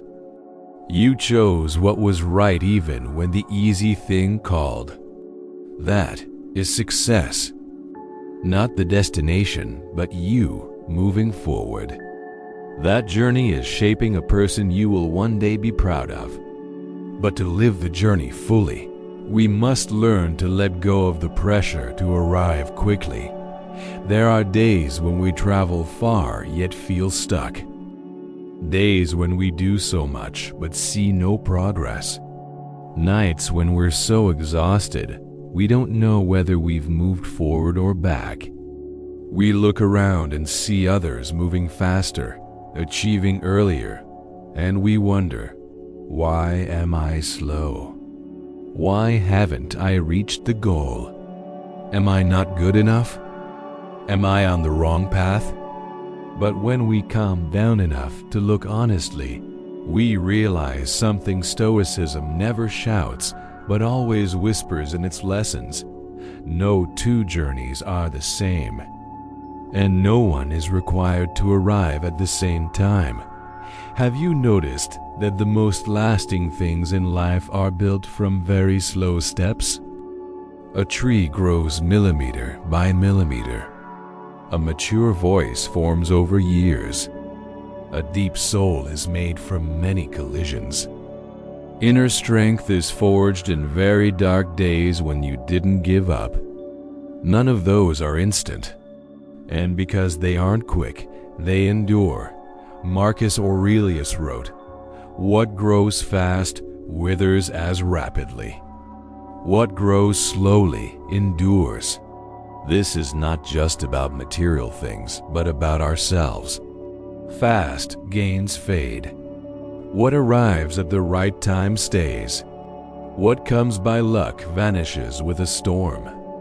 What comes from inner strength withstands change. Going slow is not losing. It's building something sturdy enough not to collapse when the wind shifts. But we live in a fast world, a world that pushes comparison, that celebrates results more than the process. It makes us believe that slow equals failure. The truth, slow is how the universe teaches us to grow at our own rhythm, not someone else's, not society's, not fears, but our own. Epictetus said, "No great thing is created suddenly. No great thing is created overnight. No inner strength forms in a moment. No real peace is built in a hurry. The valuable things come from days no one sees, from small choices no one witnesses, from weak moments when you still chose not to quit, from nights you cried but rose again in the morning. Those days make the journey, not the destination. Have you ever looked back and realized that what once made you despair later became the source of your greatest strength? A failure you doubted yourself over. Someone who left and you thought you'd never survive. An opportunity lost at the last minute. A mistake that kept you up at night. A stretch you thought was backward. Today, those things are your foundation. Not the result, but the process of standing up after it. That's why Stoics say the destination is never as important as the person you become on the way. Seneca wrote, "To be everywhere is to be nowhere." If you look too far ahead, you can't touch where you are. If you run too fast, you can't feel the smallest things on your path. If you push to reach the finish early, you miss what makes the journey memorable. Going slow helps you see yourself more clearly. Going slow helps you notice inner changes. Going slow lets you value each small step. Going slow stops you abandoning yourself to hurry. Going slow protects your soul from being sacrificed for a finish line. If you're listening on a heavy night because you think you're slow, afraid you won't make it, seeing others arrive earlier while you still wander, breathe gently. And remember slowly and softly, you are not slow. You are moving at the rhythm life set for you.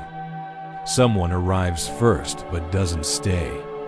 Someone arrives later and stays. Some burst bright then fade. Some work quietly for a long time and stand firm for life. Speed isn't the measure of worth.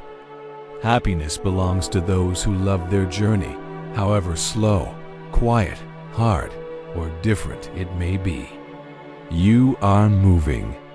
Every step, unseen though it may be, is bringing you to where your heart belongs.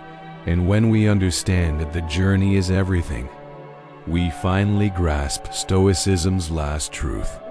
The world is always chaotic, but inside, we can always be at peace. There are nights when everything outside becomes too loud, too fast, too much, too heavy, and all you want is a place to hide. But as you grow older, you realize a sad but true thing that wakes you up. The world will never become peacefully quiet for you. It keeps spinning. It keeps changing. It will keep surprising you. There will always be things to worry about. There will always be things that tire you. There will always be people who make you sad. There will always be situations that shake you. Life doesn't wait until you are calm to move on. It just goes on, even while you're still breathing heavily.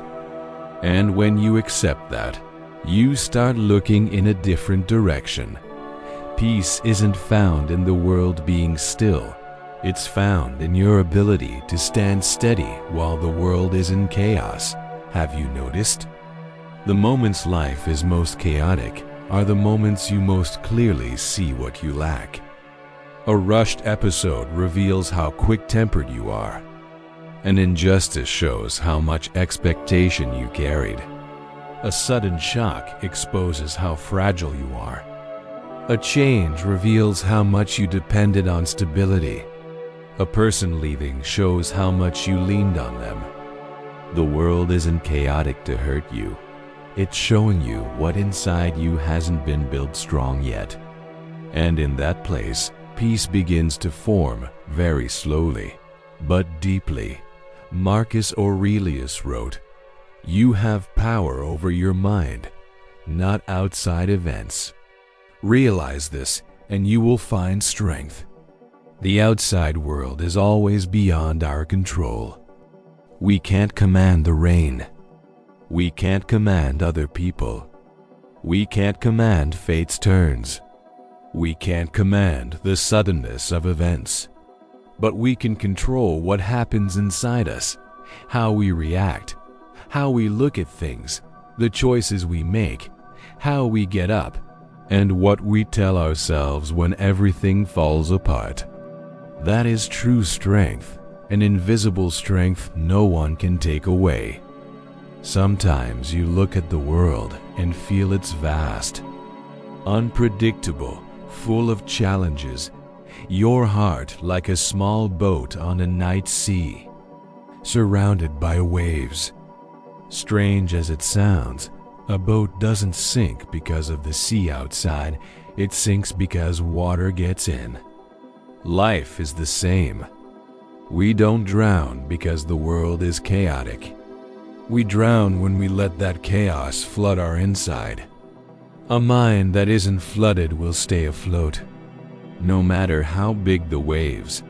Epictetus said, "It's not what happens to you, but how you react to it that matters." An ordinary person can be knocked down by a small event. Someone with inner strength can stand firm in a storm, not because they are invulnerable, but because they keep their mind from being swept away. They don't chase after events. They observe. They don't react instantly. They breathe. They don't let fear lead. They look at things through reason instead of the darkness of panic. It's that stillness that makes them unshakable amid chaos. Have you ever noticed yourself on days when your mind is unsettled? A small thing irritates you. An offhand remark stings. A tiny change makes you tremble. A silence makes you worry. But there are also days when life hasn't gotten easier, yet your heart feels calm. You see things with a quiet clarity. Even when something happens, you hold yourself. So where's the difference?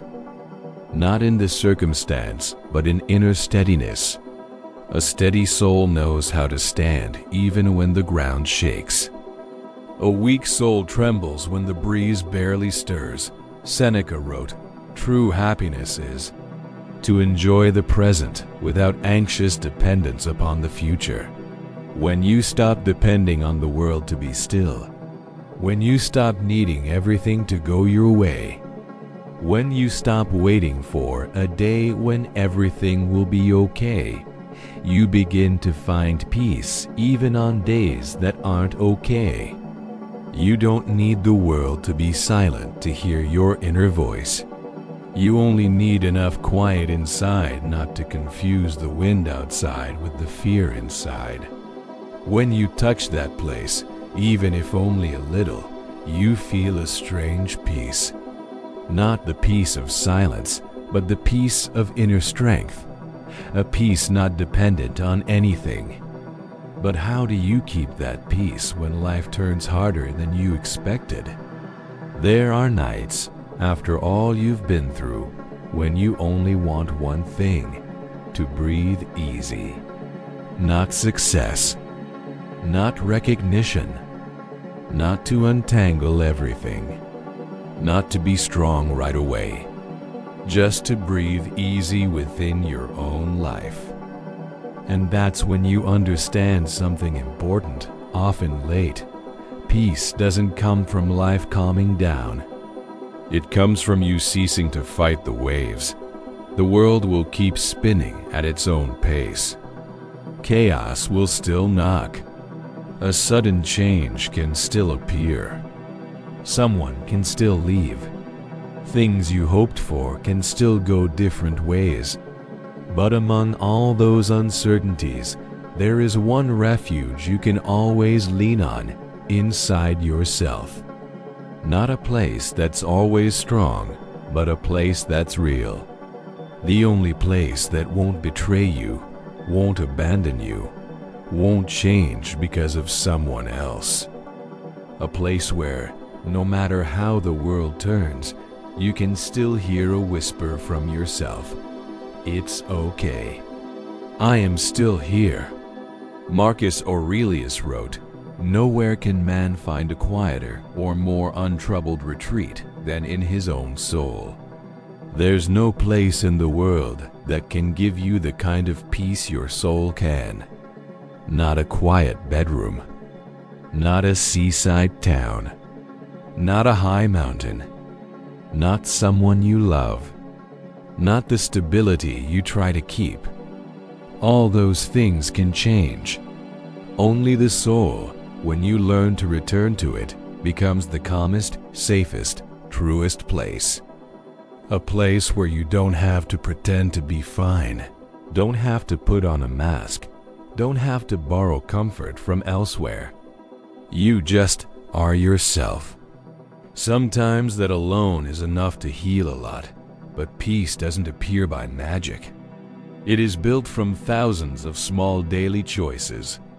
Choosing not to react immediately in anger, choosing not to chase fear, choosing to face rather than flee, choosing to let go of what you can't control, choosing to forgive yourself when you slip, choosing to sleep early when your heart is restless, choosing not to return to what once hurt you, choosing to love yourself in a mature way, choosing to give your mind a rest for a while.